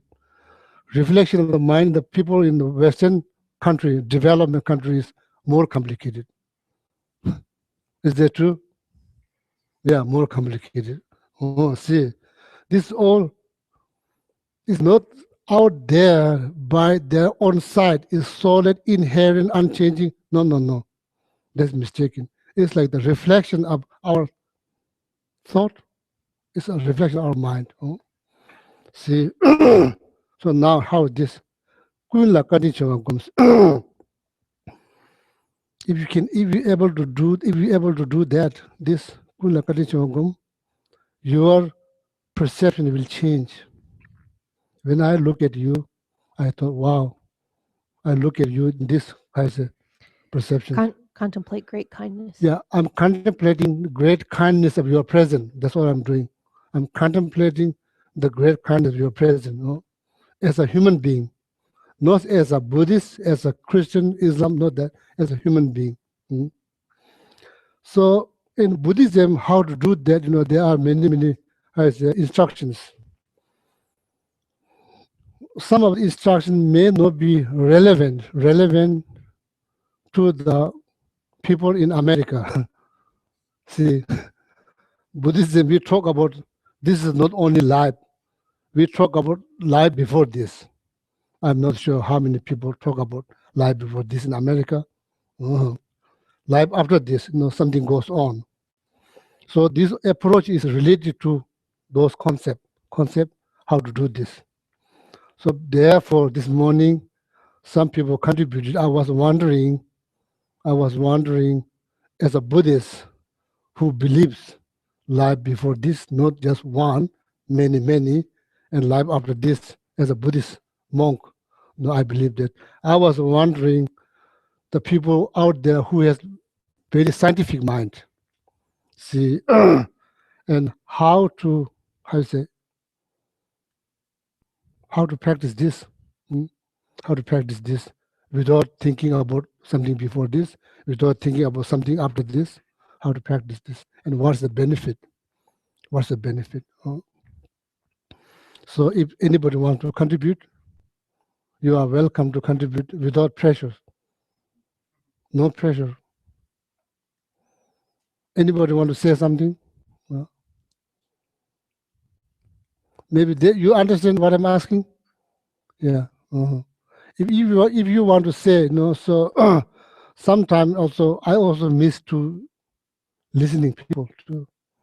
I've been talking here last 16 years. I think it would be nice to hear something from you. Yeah. Hi. Yeah. Well, Mm. what's that? How to, I say, How to contemplate the great kindness of others. great kindness of others, you know. Right, without necessarily having to believe in reincarnation. Without thinking about many before this, something after this, without thinking about that concept, how to do this practice. Yes. Well, I think there's a benefit to it either way, Mm. and knowing that, whether I'm not sure whether I believe in, reincarnation or specifically, I wasn't raised with it. I wasn't raised in a culture where I was told that was it from a child. So, but regardless of that, when I apply these principles to my life and when I try to treat other people with kindness and just appreciate their presence and keep that as like a main motivating factor, my life is certainly more enjoyable. It helps me because I start to become angry at people a lot. And that really is something that really is a big detriment to my life. And so when I tried purposely not to think like that and to think about the other side of it and be compassionate and empathetic, it's a benefit whether I believe in reincarnation or not. It's still a benefit to me. It still helps me to live a more calm, peaceful life, with less worry and hatred. So it's still, I think it's a benefit either way. So yeah, very good. Anybody want to contribute?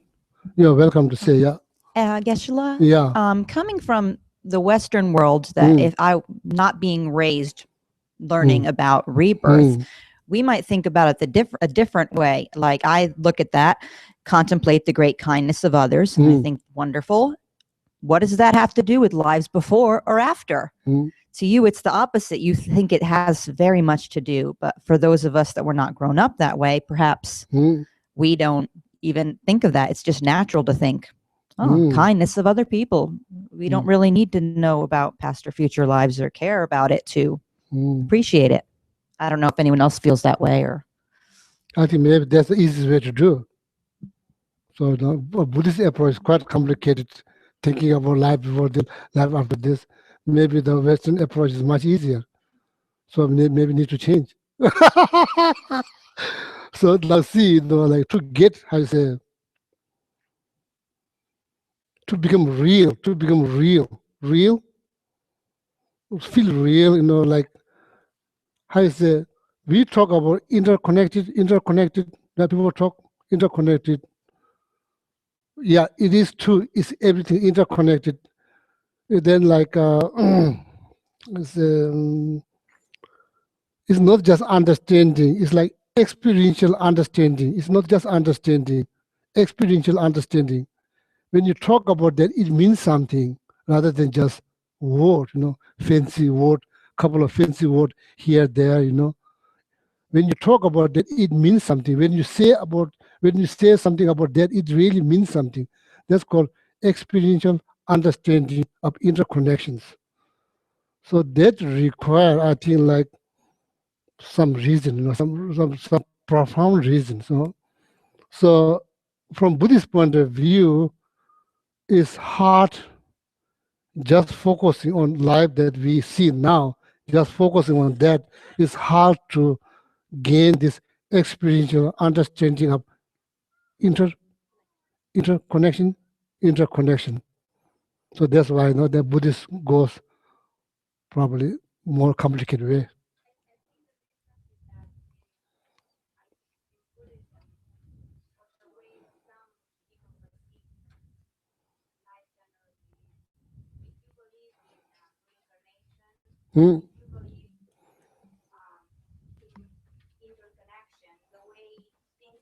That in this life, you and I might be friends versus before in the other life we could have been enemies. Could be, so could it be, like, every connection that we have with everyone around us, with parents, we might have had a different relationship with them in a past life, and we will definitely have another relationship with them in the next life. So the idea of being good is just be good with everyone, because you don't know, where your spirit is going to be the next life. And so it's a constant progression to being great, kind, and maybe reaching a certain enlightenment. I've read somewhere at one point that some people meditate and are trying to achieve this greatness because and I was wondering at one point, why do kids die?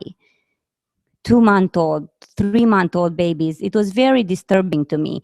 And the only way to make peace with that in my mind was to think that their spirit reached a certain level of enlightenment, of peace, and almost like they didn't need to progress anymore. So I think coming from this perspective, every life that we live versus every life that we live, whether or not we are a human being or an animal or a plant, is great living towards having this goal of being happy and being kind and good to everyone that surrounds us, to achieve a certain, I don't know, level, high level spiritually. That could be, I guess, the way. I'm not sure if Buddhism is more, is aiming its teachings towards this, but I think that might make sense. Oh, very good, wonderful, very good. Yeah, very good comment. So yeah, excuse me, please. Are you enjoying? I just good. Just hearing from me like all the time. It's good to hear from someone else. What do you think? I think it's very good. Yeah. So need to talk, discuss. To think. Not just me. Everybody needs to think. How to practice this. Then everybody will get benefit. Yeah. I would just say, when I think about contemplating the kindness of others, that in the interconnectedness that you're talking about, is if we think about it, everything in our environment, whether our mind, we put a label with our mind that it's good or bad, everything that sustains us as a person is due to other people's contribution, due to everything that they've put forth and sacrificed in their suffering too, creates the environment that we are in right now, regardless of what how our mind labels it. Yeah, that you can. Thank you all. Thank you very much. It was very good, wonderful. Yeah. Is it on? Yeah. No, it's red. Oh. Hello. Yeah. I think one of the things that I've contemplating is that I can see the benefit of bodhicitta and practicing bodhicitta with others and in this lifetime. And I understand that it's important to achieve enlightenment for the benefit of all sentient beings. But I think because it's difficult to be able to think about a future that's not in the real right now, that sometimes for me it's easier to think about this lifetime and how I can practice and put those practices into place now. I almost feel, and I would love your thought, almost, I don't want to say selfish, but if I only think about enlightenment, I know that the practices are important for now and later, but it's difficult, I think, for some of us to rationalize, eons, certain, rebirths on that we're going to achieve maybe enlightenment to benefit others. Why not think about how we could do that right now? I don't know if I'm being clear, but it's something very that, clear, yeah. Okay. Not maybe, so we are going to get enlightened. Yeah, we are all going to get enlightened, only matter of time. Some of will get fast, some will get, yeah. So, yes, please, yeah. I was just thinking about the difference between the importance of kindness if you believe in reincarnation and the importance of kindness if you only believe that we have the life that we have right now. I was thinking that if you believe that there's only this life, then there's a push, you know, the kindness is important because this is all you have. This is your only chance to make an impact, you know, positively on the world. Whereas if you believe in reincarnation, it's just as important, but from a different perspective. It's, you know, you need to be kind in order for progression and in order to grow, you know, for the future and in order to move away from your past. So I don't think the two different perspectives, you know, weigh kindness any more or any lighter. I just think it's a different view on why it's important. It's quite equal. Yeah, that's good. That's very good. I want to hear that too. I want to hear. Yeah, that's good. You know? So, yeah, please.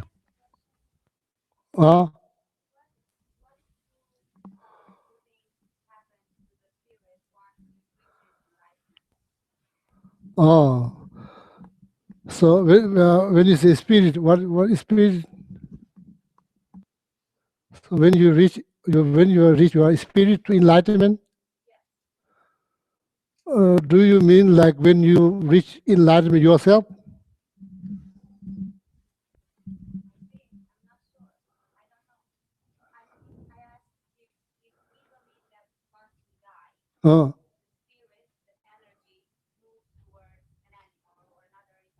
Right. So your question is like when we reach enlightenment, what's going to happen? So then that's like everlasting vacations. Forever, like happy forever. Happy for forever. You know, like that's the best thing, I think. What happens is you are not going to disappear. So see, we are not going to disappear. When we get enlightened, we are not going to disappear. You know?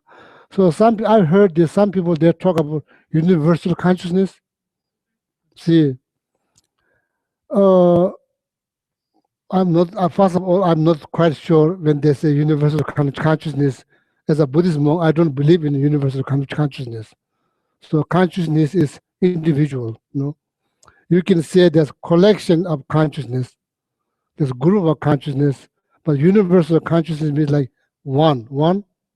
It's like one that people talk about one consciousness. So.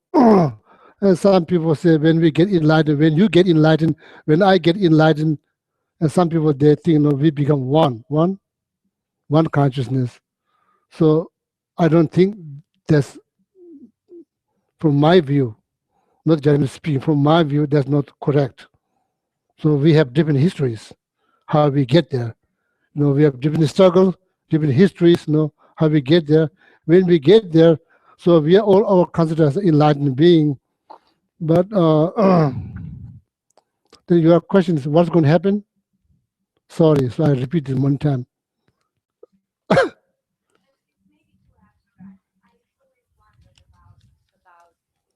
About what would happen, or what do you, in your it will happen opinion, something think about? fantastic, something wonderful. You were mentioning about how when you reach that calmness of mind, there's a continuous vacation, and it's so beautiful. I guess just as a personal question, I was wondering, because I do believe in reincarnation, and I do feel that every life that we get to live is towards a certain enlightenment. So I was just wondering what your personal opinion might be about what happens at that point with the spirit. I think like if my understanding of enlightenment is correct, even studying Buddhism last 35 years could be wrong. I think it's correct, could be wrong, but if my understanding of enlightenment is correct, so then when we get enlightened, you know, so then sometimes it's hard intellectually. First of all, it's hard imagine life without any disturbing thought, right? It's hard because it's not like, oh, I never experienced life. It's not like that. I do experience life every day. Because of this, it's hard to imagine life like this, no disturbing thought at all. It's hard to imagine, but when you reach enlightenment, that's going to happen. your life, you're functioning, you're seeing things, you're smelling, you're eating, but you have no disturbing thought at all. Can you imagine that? That's the, I think, enlightenment. Huh? Mm-hmm. I have a question. Kind of going along with what you're saying. Like, I understand what you're getting at. Mm. I'm sorry. I understand what you're saying as far as, you know, when you reach enlightenment and you're still alive, you're free from suffering, but you're still living life. But, you know, say with reincarnation, you know, after you die, the spirit jumps into another body or animal or whatever have you. If you're enlightened, from my understanding, like you're free from some sorrows, so your spirit won't jump into anything else. No more rebirth, no more rebirth. Rebirth finish. But at that point, what happens? Once you die, once the human form dies, but you've already been enlightened. Oh, there will be no death.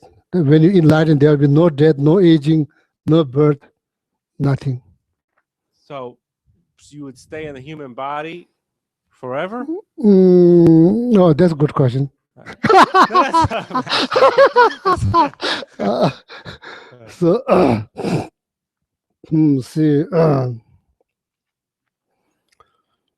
Now that question is lead to quite complicated.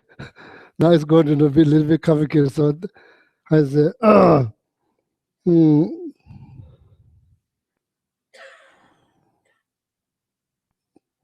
when we see somebody dying, that doesn't mean that person is really, really dead. It sounds kind of crazy, isn't it? See, like I say,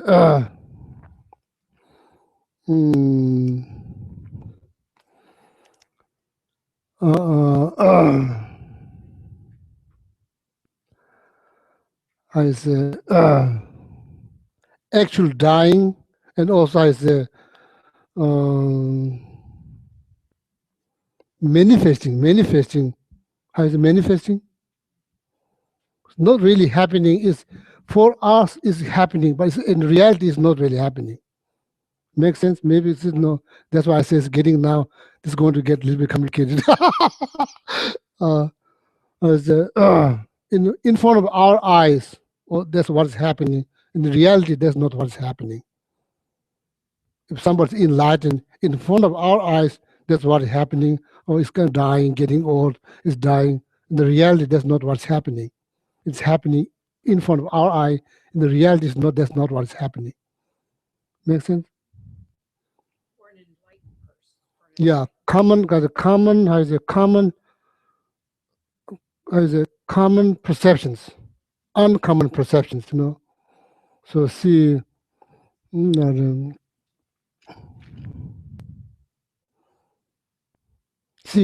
are not only human. There's another 3 realms of human realm. We are not only one human on this planet. There's like another 3 realms. There are also human too.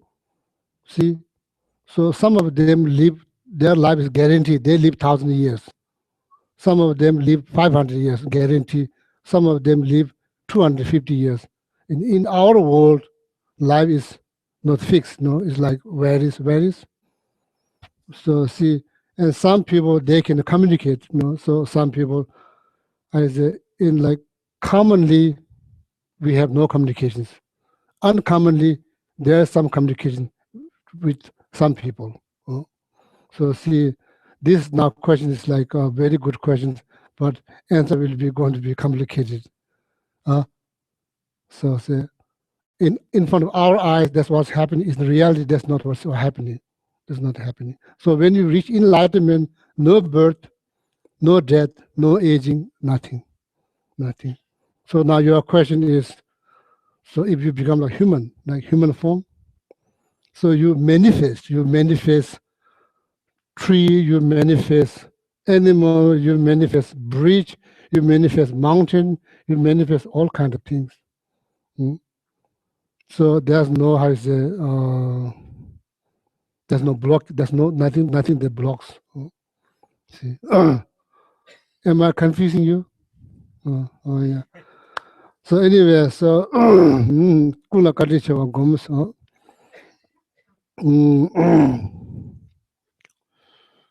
So then that this morning somebody say thinking about not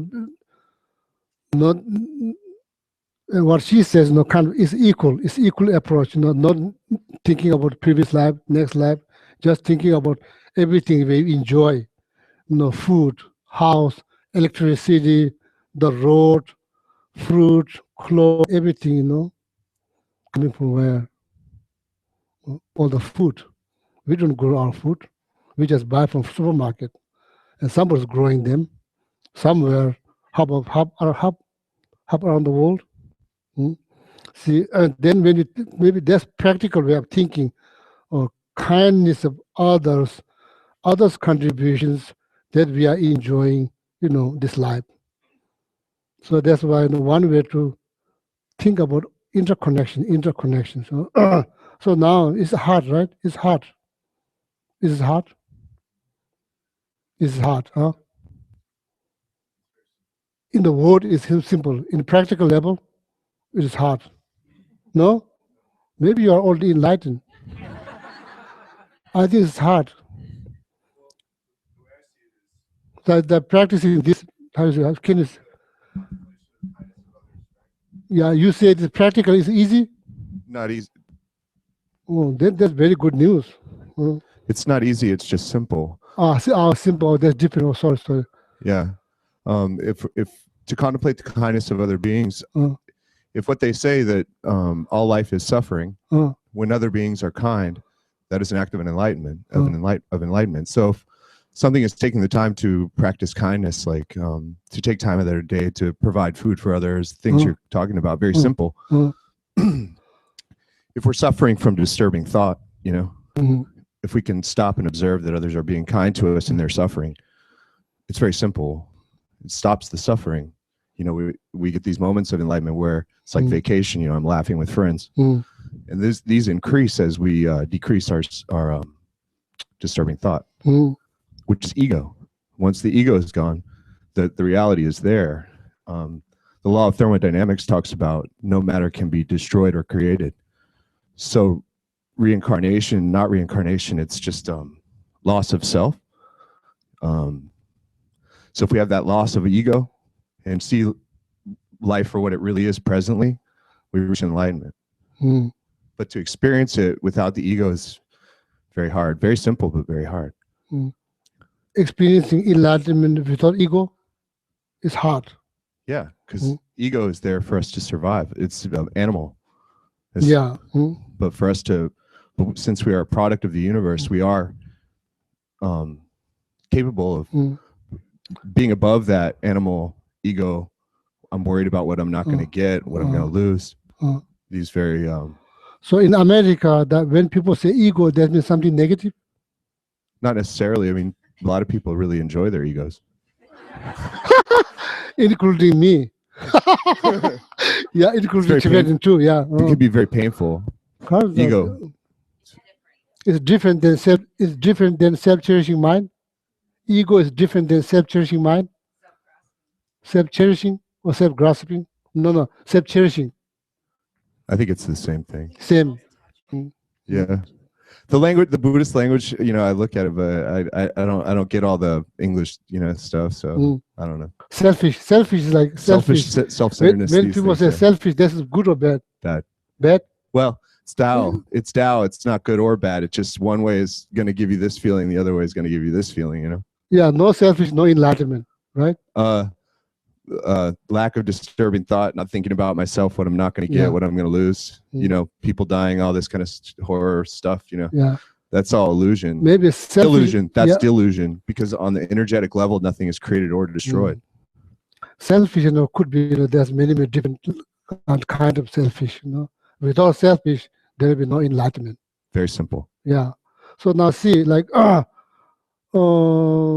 no, this is good. This is very good. This is very good message. So that will benefit regardless of all the people, everybody. So this, how is a mindset is quite important to actualize. You don't have to believe in anything. Just actualize that. It will tremendously benefit you. It will benefit others. So now question is, see, There's the one, then there's 4 minutes left. I'll just say one thing, then I'll stop, okay? Shantideva, the Indian master, wrote a book in the 8th century. He wrote a book in 8th century called Guide to Bodhisattva Way of Life. Sometimes I say so fast people couldn't understand. Guide to Bodhisattva Way of Life, this book. In that book, Dunga Torde Semiyojang, Dungal means, suffering, okay? In Buddhism, suffering does not mean pain. That clearly needs to be understood. Suffering is much more profound than pain. Suffering does not mean pain. It's much deeper, much deeper. Dunga Torde Semiyojang. You have a mind to, how you say, eliminate suffering. That's what Shantideva says. Dunga Torde Semiyojang, Dunga Nila Ngomba juice. Then you go for suffering. Need to think a little bit, what he's trying to say, what he's trying to say. So I can relate to that, See, I myself have wish, not just every day I myself have wish to be happy. But if I think, I say carefully, if I examine my day, my moment, if I examine them very carefully, I don't probably, you interact with more people because you go to school, you go to job, I most of the time stay home. There's not much being in my house. And there's no number of being in my backyard, birds, squirrels, they don't talk. So I feed them, that's quite easy, So the Geshe Sangpo, he's from somewhere here. So see, Dunga Torde Semiyojang, even though you have mind to eliminate suffering, but you go for suffering, what he's trying to say. He's saying that maybe there's something going wrong during the process.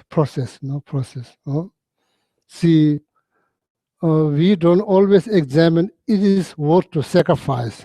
It's worth to sacrifice my peace of mind, my happiness, just for this, See, somebody say, oh, weather's very nice. Oh, it's not that nice, it's kind of cold. So, oh, it's kind of cold. No, it's not that cold, it's kind of windy, not cold.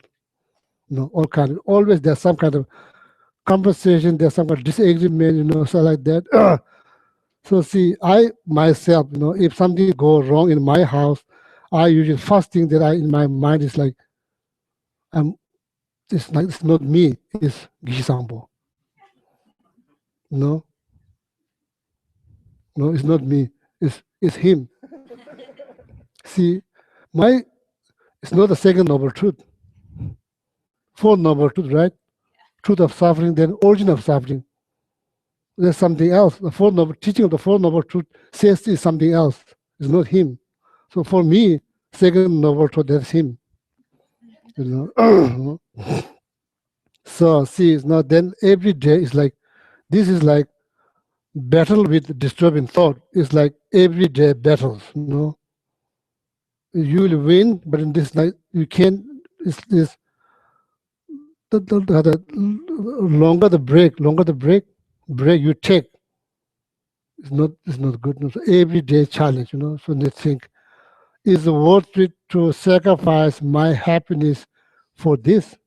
Sometimes it's not. It's just this is nothing, So we just sacrifice.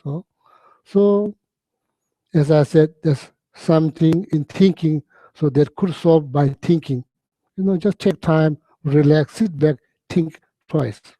Is it really worth it to sacrifice our good day by this silly argument, which doesn't lead anywhere? It's just moving things from here to here, there. So see, letting go. That requires some understanding. Otherwise, letting go doesn't become quite easy to letting go. So this is all big puzzle, So this requires so many understanding, why things happening, why it's happening this way, why I should let it go, why I should try this, Is it worth it to sacrifice my happiness for this, So every day need to think. That's called whatever you call meditations. Then slowly it will change. Slowly. Okay. So this is if you whenever you see people, if you can contemplating great kindness of their present. That's what I've been saying at the center. Each one of your present here is blessing. Whether you believe or not, it is blessing. So precious human life. Okay. So then maybe next Sunday, if I'm still alive, so then we'll read next paragraph. So I think the more discussion is very good. So please don't be shy. Don't be shy to talk. So we are all friends. We are Dharma friend. We are just Dharma friend. It's not like I'm higher than you. You are lower than me. No, not at all. I'm just repeating what I study back in monastery. That's all. I do have probably more knowledge about Buddhism because I spent 35 years in the monastery. So I'm just repeating here. So don't be shy. So maybe sake of other people, we can talk, discuss. Then that's good. Monastery, you debate, right? Do you see some monk debate? We don't just accept what somebody says. We debate, then trying to improve our understanding through debate, asking question, answer. So then, eventually our understanding getting improved. So that's good. So yeah, thank you very much. So yeah, then I'll stop here.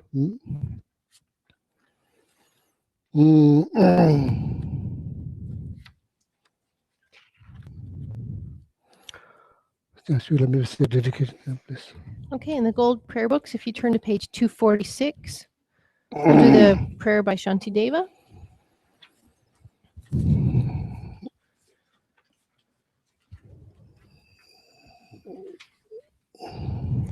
May all beings everywhere, plagued by sufferings of body and mind, obtain an ocean of happiness and joy by virtue of my merits.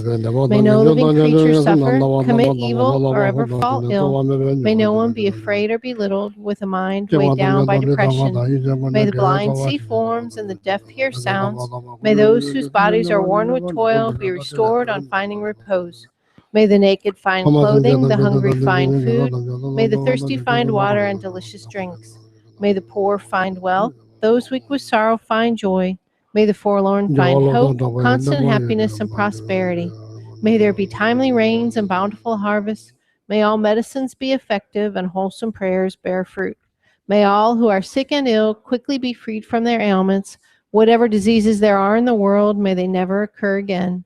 May the frightened cease to be afraid and those bound be freed. May the powerless find power, and may people think of benefiting each other. For as long as space remains, for as long as sentient beings remain, until then, may I too remain to dispel the miseries of the world. And if you turn back one page, on 244, we'll do the long life prayer for His Holiness the Dalai Lama.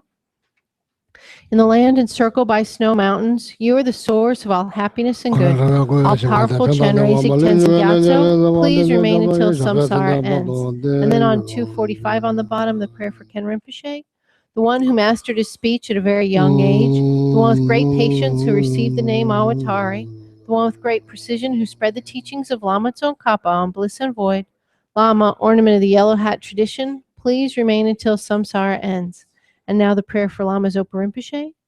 You who uphold the Sadhgur's moral way, who serve as a bountiful bearer of all, sustaining, preserving, and spreading Manjunath's victorious doctrine, who masterfully accomplish magnificent prayers honoring the three jewels, Savior of myself and others, your disciples, please, please live long.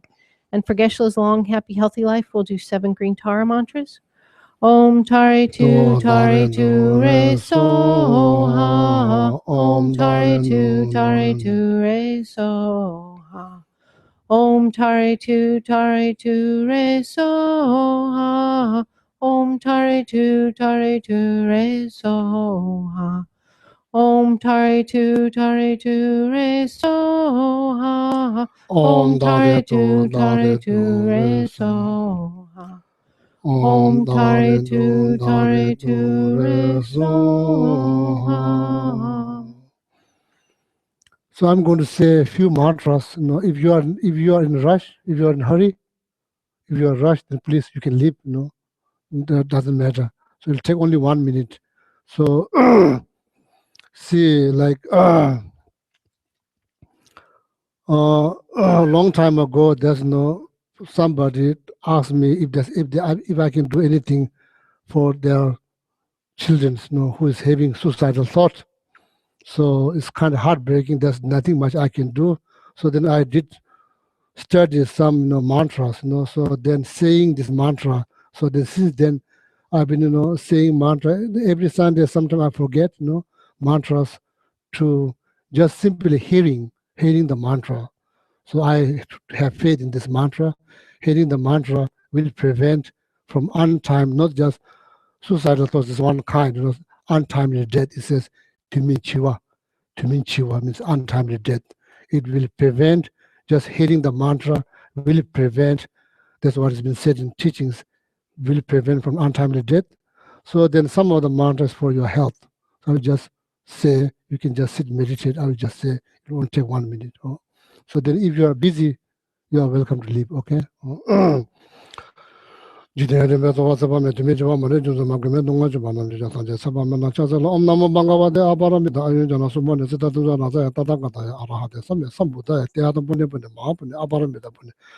Abaramida Punyana Sombaro was it the Omasawa some Karaparation and Daman and Gangana Samga de Sabawa Bishi de Mana Barevaswa. Omnamo Bangawa de Abaramida, Ayana Suman Tatuzana, Tatanga, Araha de Samya, Sambuda, Teatha Munebun, Mahapune, Abaramida Pune.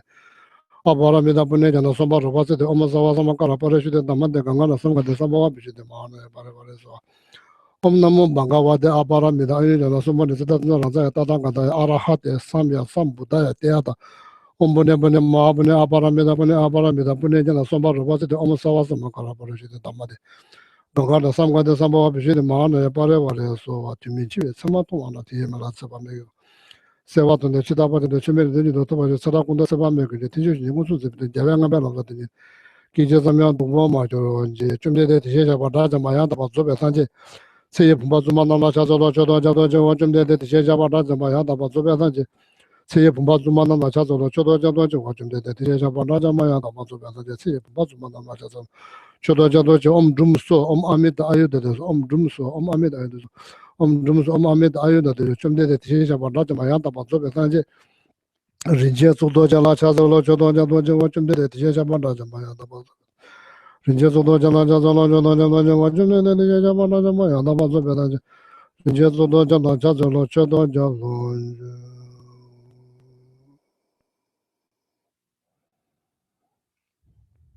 yeah, thank you. Oh yeah, have a nice weekend.